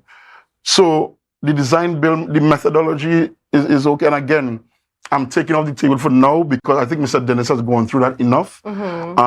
Because the reality is the procurement is questionable at best. The cause for the rush is a moot point as far as I'm concerned. It's up to people to decide. So the design build method for me is not even a problem. It's okay to use that method because, I mean, the national debt of the United States is over $34 trillion. So it's okay to incur debt. That's what governments do in development. So that methodology for me is not the problem. The problem for me is, what are we really doing? So yes, you built the road, but is the road part of a bigger plan, or is it just to say that we built a road and to stand up on a platform and say, well, we built the road and the PNM never did anything like that? I have a document for you here, just some of the achievements, some of the things that the Division of Infrastructure alone did from 2011 to 2019. And it's still not an exhaustive list. It doesn't include the achievements of URP and so on. And of course, many roads that were built under the PNM, but that's not what it's about. And the conversation is not that. For even, I'm seeing now the Division of Tourism is putting out these, I won't call it laughable, but they're playing semantics because my background is in tourism. So I understand the difference between a visitor and somebody who's considered a stay over arrival. And the reality is, I remember going on my own fact-finding mission in 2015 to the Bahamas. And the Bahamas, from my studies, they have the highest spend per cruise passenger in the Caribbean. Over 75 US per day, and that's in 2015. The conversation shouldn't be about how many visitors, because obviously they are counting people who are on the ship who probably didn't come off the ship. And again, semantics, if that's what you want to do, fine. That's your policy, fine. But what we really want to know is, how are we trying to extract value from these visitors? Even if you want to count them as 26,000 or 30,000, however you want to count it. What is this average spend? What are we doing to move the spend of this visitor from $5 to $15, and we hope by in the next 5 years, $25. And those are the conversations that we need to have. When the Tobago Jazz Festival started in Plymouth Jazz Festival, Tobago did not have any marquee tents. Nobody had any large stages. We didn't have lighting. Now we can boast about that because the PNM, again, policy was to develop the orange economy and to develop people, businesses, to facilitate the development of that. That's why the BDU was put in place. Now we have people with the capacity, and everybody wants to get into stage and lighting and sound. And even generators. I remember speaking to one of the guys who did infrastructure for the first Tobago Jazz, and he said we had to bring lots of generators from Trinidad. And by the time I did my last Tobago Jazz in 2016, when I worked at that division, the guy was saying, well, imagine we don't even have to bring up a single generator anymore because there's so much capacity on the island in terms of the generators, the tents, and the stage, and all of those things. But yet we have, and the same one for the construction sector. We invested heavily when the Claude Noel Highway was built, Sierra Brothers built it. But now we have capacity in Tobago because the PNM developed capacity in Tobago. People have the technical capacity and they have the mechanical capacity as well. Yet we have a situation where we are giving contracts to Trinidadians, and they are bringing up all of the equipment, they are bringing up all of the technical persons as well to Tobago, when in fact we have already built up this capacity in Tobago. So what you're actually doing is you're no longer building a society, you're now destroying because you're taking away. The multiplier effect of tourism globally is about 3 to 1. It means that every tourist dollar spent is spent 3 times over. The construction sector is a similar thing. When we invest in construction, the multiplier effect, I think, is about 2.7 or something like that. It means that the dollar is spent over and over again, and we wonder why things are so difficult in Tobago. It's because we are allowing massive leakages out of the Tobago economy. Because when a contractor in Tobago is given a job, be it for 5 million, 10 million, or whatever the case might be, They have to hire people. Those people have to go in the grocery down the road. They have to buy books. They have to get engaged services. Right. And the money is spent over and over. The same thing with Tobago Jazz. It's not just about how much we spend on the festival. It's how much the people who come here, they're spending because they're going to buy clothes. They're going to buy food. They want transport, accommodation. And that money is spent over and over again, building a society, building an economy, building a people. Right. And that's not the conversation happening right now. Right.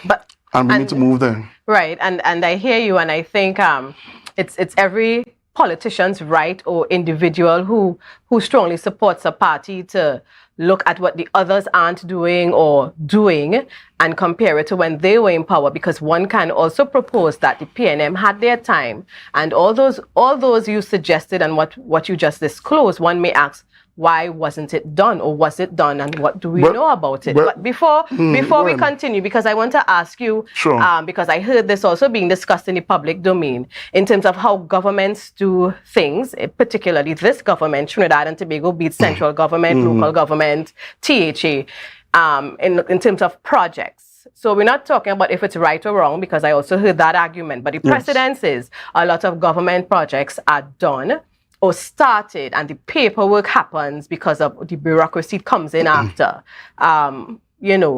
So if you can just talk about projects that would have been done under your terms, or while the PNM was in power, how many projects were done without getting that EMA clearance, at least to start with? and I hear that argument, and wherever it didn't happen, I'm very sure the EMA stepped in the same way.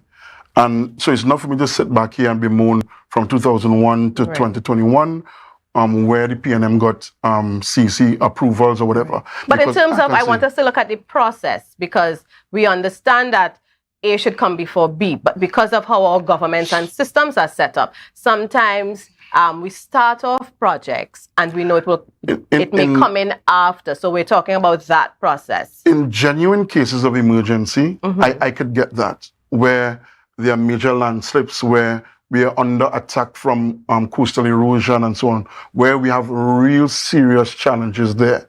I get that sometimes you just have to act. When, and you see the difference, when the airport relocation project was happening, and of course, people were up in arms, there were consultations, people were quarreling, it was explosive at times. And even when we had to develop the land in Friendship, in Cove, and at Shervan, because we had to provide land for housing and even some houses for persons there. We did not touch a blade of grass, Natalie, until we got every single approval, and that was a dire situation. But we had progress, and that's why I said from the start that the Division of Infrastructure, Quarries and the Environment was focused on finding a way to marry, finally, infrastructural development and environmental sustainability, because for too long, and we've now gone back to that, for too long, the environment has suffered because of infrastructural development. We did not touch a blade of grass until we had EMA approvals for both Cove and Shervan, and Town and Country approval, and approval from TNTEC, and approvals from WASA. So we went through every rigor to ensure that it was done. When we rehabilitated the Study Park jetty, we approached it was argued, well, that's there now, there's a grandfather clause and everything for the jetty. But the reality is we still had to go to the EMA and get a CEC. And there was a non-objection letter from the EMA, but we still went through the process to get approval. And now you see, and again, it's great because I saw photos where Study Park Enterprise Limited is at a trade show in Ghana. And because of the work of the administration when I was there, to transform Study Park to Spell, we now could say, well, Ghana, we have this great operation in Tobago.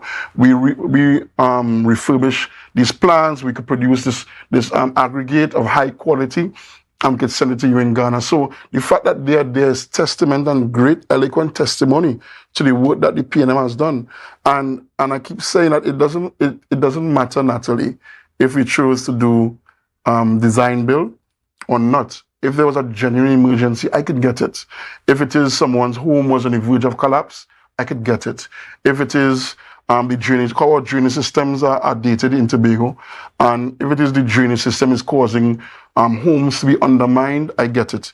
If it is rivers are bursting their banks and eroding people's homes, threatening people's homes, I get it. But you can't tell me that traffic for Carnival is a reason. And the fact is that carnivals have come and gone, and the roads haven't been completed, and people have come and gone the same way. So it's not, if it could continue without it, then it's not a genuine emergency. And that's why I made the point of where are we going? How are we building our people?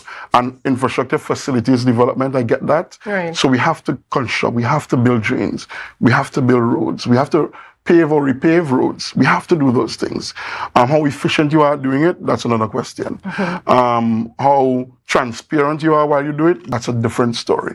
But those things have to happen. So for me, again, I have countless examples that I can show where we have followed the letter of the law. And wherever it may have been in the past where that was not the case, the EMA certainly stepped in. I can remember even the Charlottesville mini mall was in abeyance for a long time, and part of it was the EMA process. Right. And of course, there was one shop owner there who was now claimed the space, although he was squatting on state land. He claimed the space. He had rights. The court gave him injunctive relief, and then went beyond that to grant him ownership of a piece of property. He has even encroached beyond the property, and that's up to the state and town and country to deal with that. Right. But again, whenever the THA, whoever is in office, was there, and that's why we have these control mechanisms in place. That's why the EMA stopped the Brian Lara Academy at one point in time, because it's not about you or the government and you can do what you want. Yes, you can do it. The EMA is not there to stop development, and I've heard the CEOs, the managing director say that. They are not there to stop development. They are there to ensure that you go along certain lines. Sandals is opening in St. Vincent. Over 500 Vincentians are going to be employed. By January, over 900 Vincentians will be employed. The agricultural sector is going to get booming. The fishing sector will get booming because they have to supply sandals. Right. But we chased sandals away even before the CEC was completed in Tobago. And you know, sometimes I look at it now that we have 10 on, 10 off again. Again, a backward step. We're giving young people 10 on, 10 off, when in fact, we could have been had those young people constructing the hotel, and by now, the hotel may have, just like St. Vincent, be ready to start operation, because Sandals only moved to St. Vincent after the deal with Tobago fell through. We could have been the one opening a brand new resort. We could have been attracting new airlift or greater airlift to Tobago, because we spend a lot of money now on marketing arrangements with the airlines. But every airline wants the same thing. They want the front of the plane full. They want business class and first class filled. Business class and first class passengers are not going to stay in an Airbnb. Right. They want to stay in a 5-star resort, and that's the reality. So we want to have a mix of attractions. We also want to have a mix of the accommodation types as well. And that's where Sandals would have come into play. And the two properties would have been done well. And just like with the road through Friendship, if ever the developers were in breach of the CEC, the EMA would have stepped in. Fishermen and Friends of the Sea in Tobago took the EMA all the way to the Privy Council. Right. And the EMA's ruling, their methodology was upheld because they followed the letter of their law. If something says that we reply in 10 days, they reply in 10 days. If it says that the step goes through a process of 25 days from the data submission, they go through that process because they understand the reason for the law. So the EMA does not curry favor anybody. And it's not about, well, we have oversight or is environment is a fixed schedule issue. No. Right. No, and we can't go down that road, because it then means that we would end up with an extremely tyrannical government at some point in time. And again, the westward expansion, the season and dealing with people as they want on a whim. And we have agencies at the EMA to protect people, to protect Trinbagonians, to protect Tobagonians. And I'm happy that they stepped in when they did. And again, not to stop development, but to ensure that it's in line with the regulations, the rules, and the rule of law. Right, and I'll just let you pause right there because we are taking a break, viewers. We'll be right back, so stay tuned. Let's go. It's a brand new morning, rise up to a brand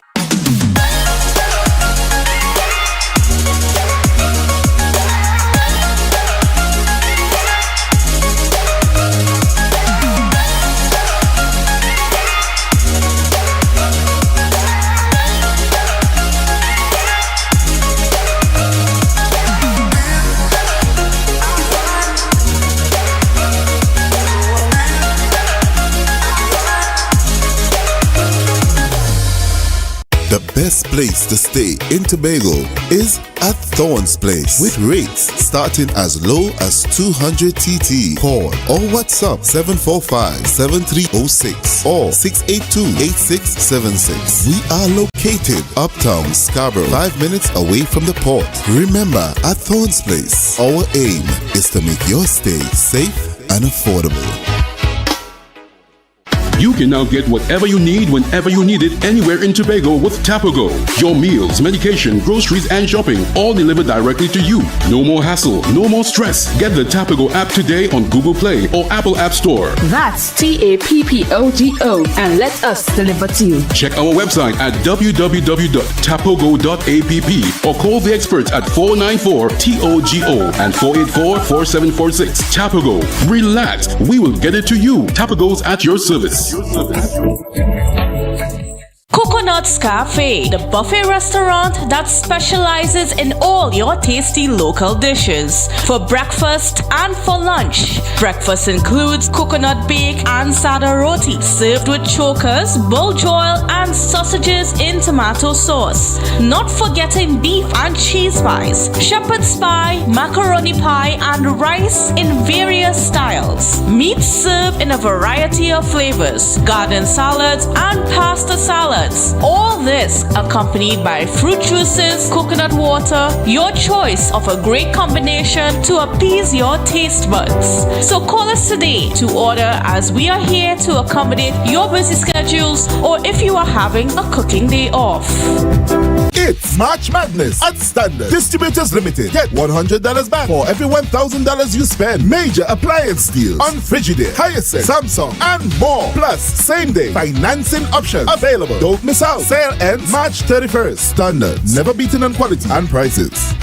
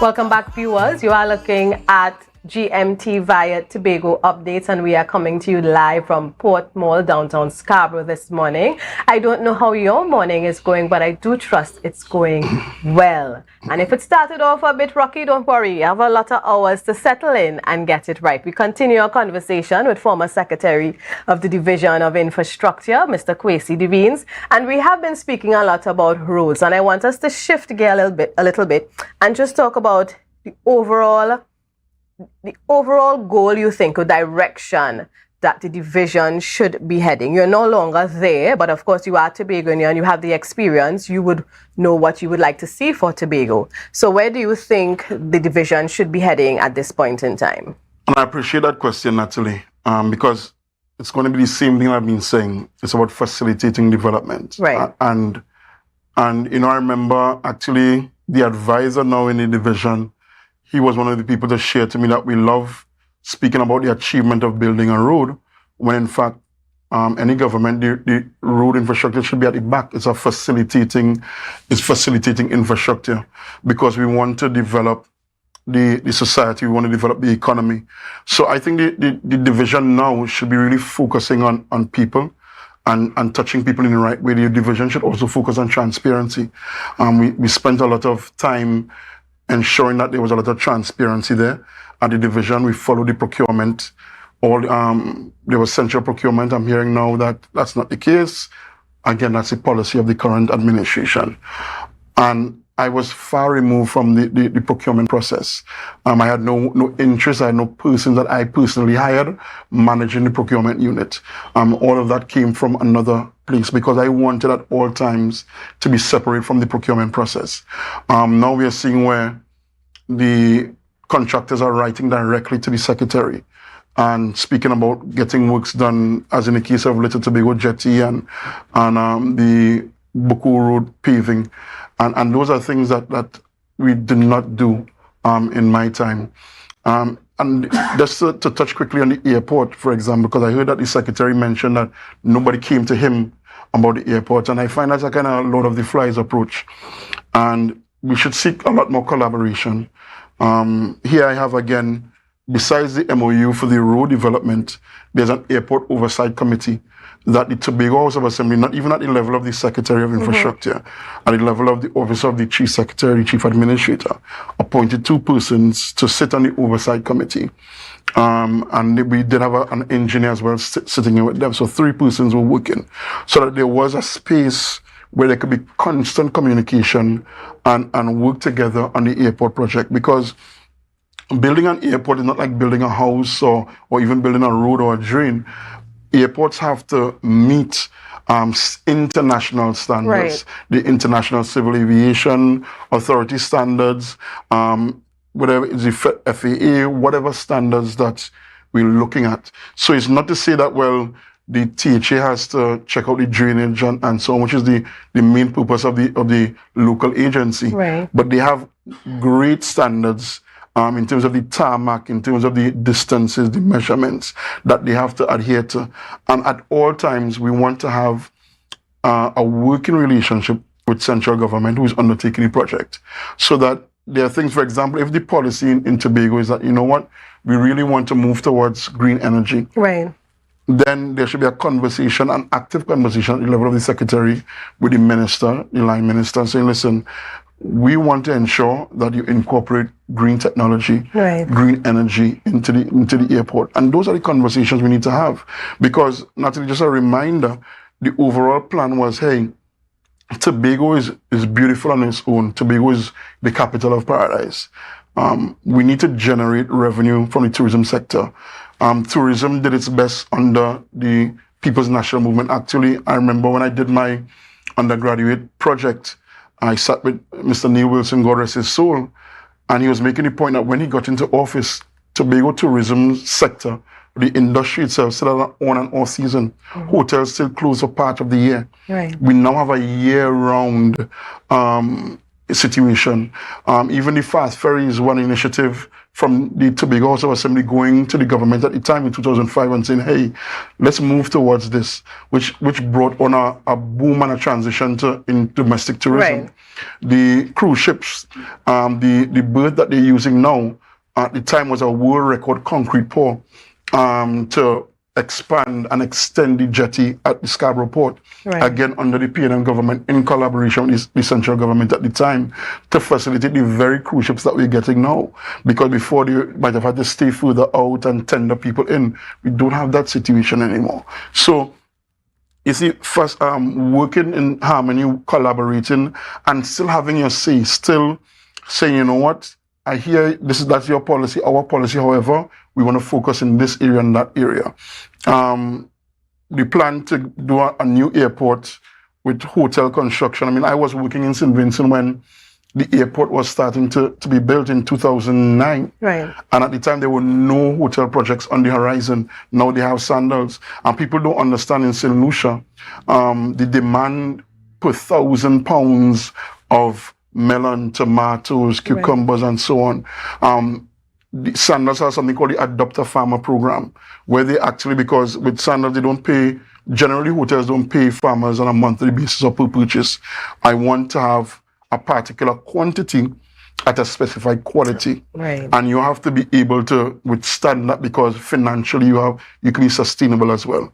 So Sandals has what they call the Adopter Farmer Program, where they build farmers in Jamaica, in Grenada, in St. Lucia, in Barbados, to ensure that they can provide, because they don't want to have to bring in anything that's Right. double and triple handling. Yeah. They want to get fresh produce right here. Right. So even if we wanted, and that's why at the time, once we knew Sanders was coming, at the time we started to develop a lot of agricultural access roads so that we could open up some farmlands.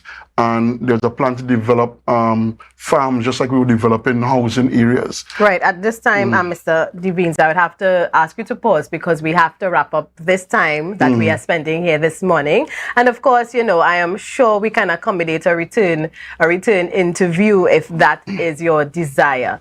At this time, viewers, we are going to a break, and we want to thank Mr. Devines for spending time and sharing his perspective with us as well, and sharing information that he would have at his hand as a former secretary in the Division of Infrastructure as well. Coming on the next side of the break is ACP Collis Hazel, and we will be talking about security in Tobago. So stay tuned, viewers. We'll be right back.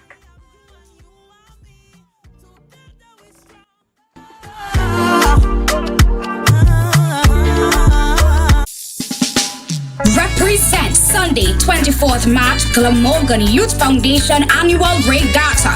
Only the toughest will survive. Watch as teams viciously compete in various events. Triathlon, obstacle course, and bamboo raft race on the Great Dog River. Only the bravest of sea dwellers dare race on the waters of Richmond Bay. Greasy Pole, Pie, after party powered by the Street 91.9 FM Tobago. Cash prizes to be won and so much more. Action starts at 8:30 a.m. down at Richmond Bay. For more information, please contact 375-3835 or 776-9193. So, who will you represent? At JK Tech, we bring technology to your doorstep. From cutting-edge laptops to reliable printers, we've got it all. Nationwide delivery and a new website for easy online ordering. JK Tech is your one-stop shop for your electronics and computer needs. Carrying top brands such as Acer, Samsung, HP, and much more. Follow us on Facebook and Instagram at JKTechTT or visit jktechtt.com. Quality tech is just a click away. JK Tech. Evaluate your shopping experience, your tech, your way. Call or WhatsApp 383-2651. Shop smart, shop JK Tech.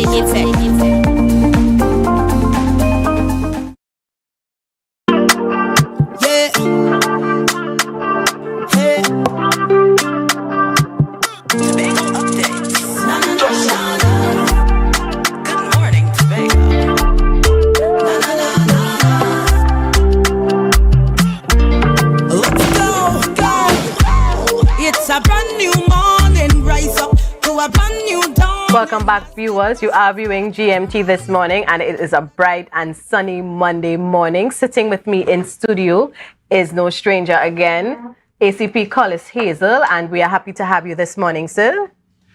It is always a pleasure for me to face the members of the public by way of our interactions and sharing information.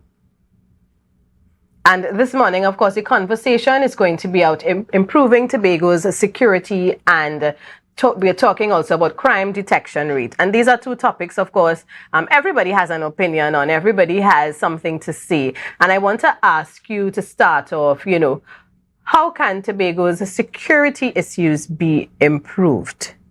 And I mean, that question can run us whole day, but just in a general sense, how can we improve it?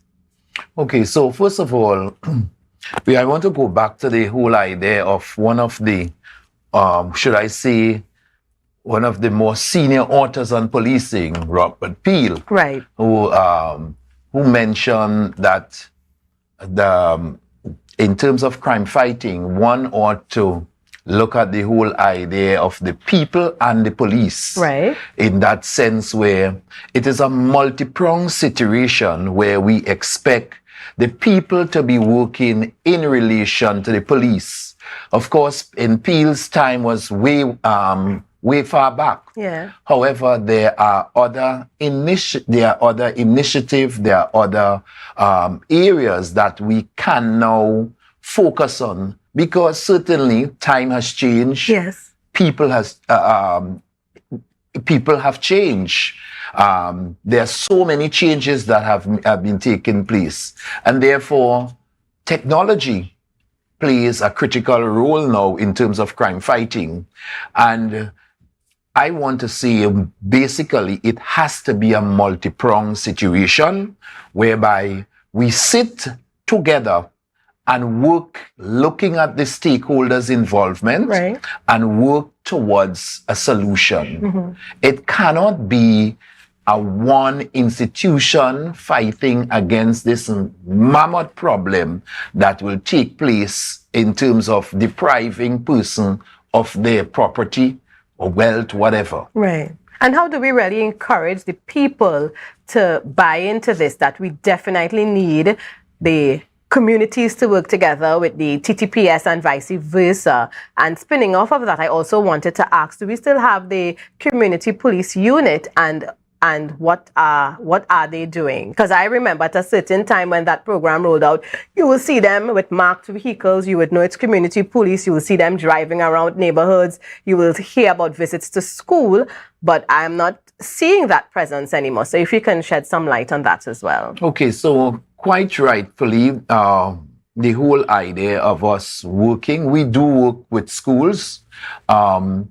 Perhaps our public relations need to be more effective outside in terms of the work that we do. Right. Admittedly, however, we do work along with schools and we do work along with communities.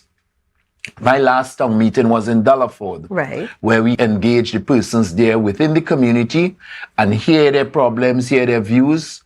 We have also moved ahead, not only visiting schools, we have town meetings, we have station councils. I was pretty happy to listen to at my last meeting with the Chamber of Commerce, where they mentioned that the business persons do attend the town meetings right here in Scarborough. Right. So we do have station councils outside there where the SDOs in charge of the station have a greater collaboration with the citizens and the other stakeholders in order to build relationship that they can work together, so that there's a greater level of understanding what are the problems that they are facing in the community and how they can address them.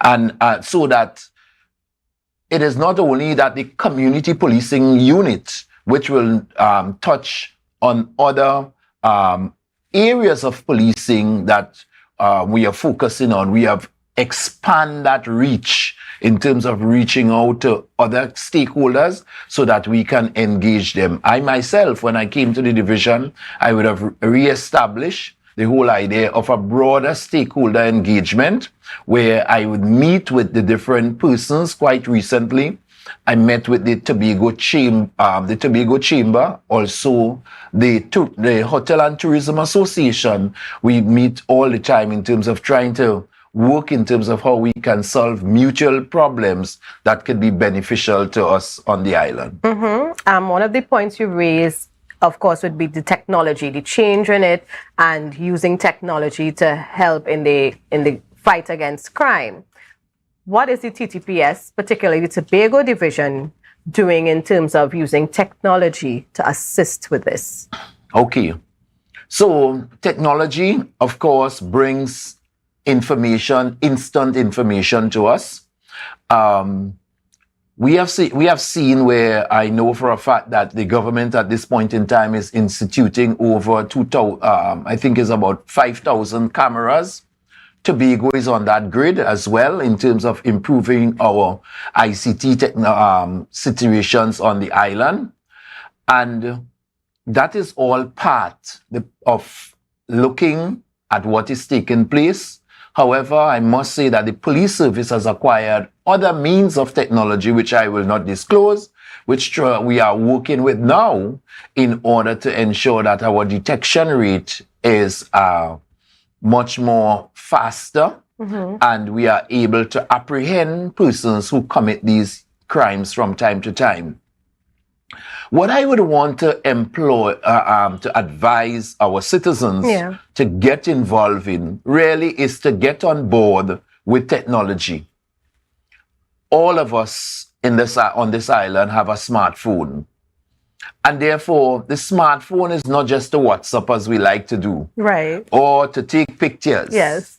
Or to make public mischief. Oh. However, it is a tool that can aid our development in terms of even carrying us safe. Because one of the things we do is the fact that we do have data on that camera, on those phones, and there are so many security devices on that phone that can even help us. How can we take it a bit further? Right. Right recently, I said to the persons on Ford, I urge them, place some investment on providing, added with that phone, putting a security camera on your property. Right. It doesn't require much. Even just for security camera around the perimeter of your property, identifying, showing areas where people will access your place, the main entrance and exit in terms of your place, comfortably taking view of that. And of course, I know providers that are doing that is not very expensive now because the government has zero-rated the tax. And we need to pay attention of what comes in the budget in terms of for security. You are not paying duties on these cameras anymore. So they are at a price that, of course, we should be able to manage in terms of treating with that. And that is part of what I would call hard targeting. It provides that opportunity for us where the bandits, those persons who are targeting us, it provides that opportunity that they, it can help to protect us because that is instant evidence that is provided to us. I must share with you that in some of the murders that we have had committed on this island, my officers have been working diligently in order to bring them to that level of success in solving them. And we are there. May I say that we are happy to announce that, you know, the first murder has been solved that took place on the island, and we are very close in terms of wrapping up with others. However, when we look at the crime scene and follow the pattern in terms of building this, trying to bring the success in solving these things, we realize that the citizens can help us so more. Let's take, for instance, by what way when I look at it, I can recommend. Tobago, in terms of our outlay, many of our government buildings, our Tobago House of Assembly buildings, some of them have cameras on them. Many of them are, as the outlay of the island, we are very close to the main road. I don't see that we don't have to revisit the wheel anymore to go run and put a camera on every light post and every lamp post in the island again. We have schools, we have health centers, we have all buildings that are owned by the THA that can now up their alley in terms of projecting some of those cameras, even our banks, our business places. You have just seen what the people in Tunapuna have introduced. Yes. And that is working successfully for them. And therefore, I'm just asking in terms of that multi-pronged approach. We all are affected by crime. What about extending an arm onto the roadway where we can be able to pick up the footage? Because these persons who are committing this crime, they are traveling in vehicles. They're even running and walking very brilliantly, and doing the act. And we can be able to pick them up. So when we go back on the trail and we explore where we can get footages from, sometimes it is very weak. Right. And there is, in some instances, there are people who have cameras up there, but they are dummies. Right. Right. Yeah. Some who have no data, some who is not supported by anything. So what I have been doing quite recently at carrying persons who are in that operation of business, I have been taking them to town meetings so that they can now, it's not just a talk shop. Right on spot, you can identify providers in ICT, provide persons who provide that opportunity in sales of security apparatus, so that people can think about investing in these devices that will help them. Outside of that, we have been moving on to go into churches, we are going into schools, we are doing communities, we are updating our social media pages in terms of the whole idea of educating, informing, and ensuring that the population act as a catalyst for change in so to speak. Right, and you mentioned wrapping up as well the first murder, or solving it, or in the process of, wrapping up that investigation. And I just want us to look at detection rate, because I was told our time is very short and we have to wrap up soon. And I'm quoting, I think you might have mentioned this at the Delaford meeting, where you said for 2023, the 38% crime detection rate, right? You all had a 38%, I think. Right? And I am now thinking it's one thing to detect crime, but what about the follow through in terms of now getting a conviction, making sure that these persons who are charged, actually pay for their crime? Okay, so the police, fortunately, measures its detection by way of the idea of when it is able to bring a crime to successfully by way of its evidence to the judiciary. Okay. The judiciary has to play its part now. Yes. In those cases, we feel that we would have provided sufficient information to enable to take it to the evidence that we can now take it to the court. May I say to you, on the last time when that information was shared, we were 38. However, my information as of January 1st to January 4th is that our detection rate is now 49%. So we are not just looking at murders. I know we are judged by murders. Yes, yeah. However, serious crimes, murders, wounding, shootings, rape, incest, on other sexual offenses, we do have kidnap for ransom, burglaries, break-ins, robberies, fraud offenses. So they are serious of offenses in which we, from time to time, we are able to identify. So it is not, when we put all in, accumulate all, this is what, in the division of Tobago, we are at 49% in terms of our detection rate. I must thank the members of the public who have been cooperating with us thus far, and I want to continue to urge them that crime is everybody's concerns. And therefore, you need to see something, you need to say something. You need to build confidence and trust in someone. You cannot be outside there in this day and age and just keep quiet, do nothing, and then look for criticisms to the TTPS. Right. That will not solve it. Right. It is a multi-pronged approach. Each one needs to get on board and identify in terms of where am I affected. In the larger picture, we have to look at Tobago. We are a tourist destination.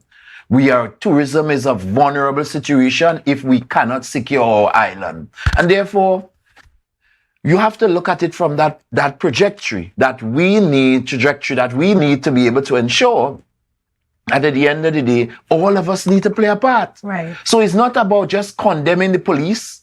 I must say, we are not a perfect institution. We are trying as much as possible as the leaders of the police service in order to instill the values and the morals and the discipline within our officers, that we will continue to serve this nation with pride. And therefore, we want to have all persons on board with us.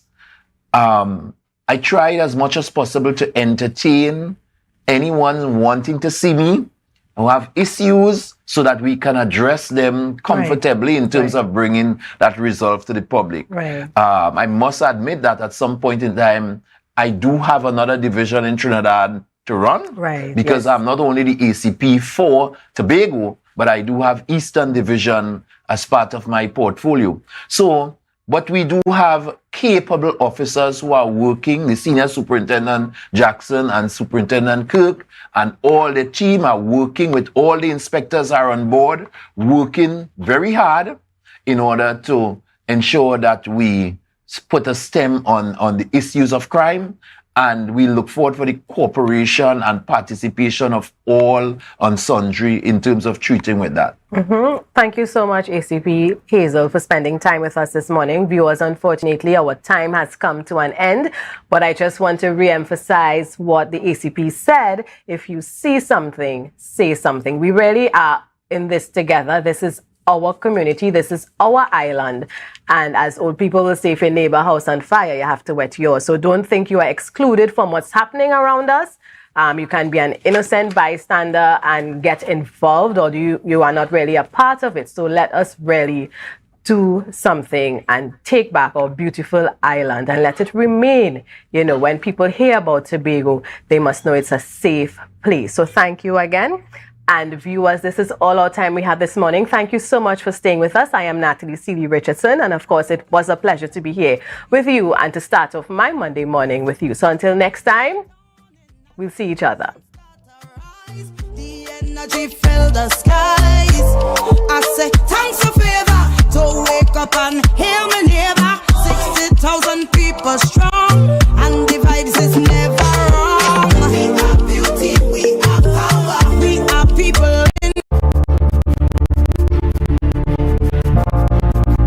You're viewing Tobago Updates Television, your exclusive gateway to Tobago, broadcasting the beauty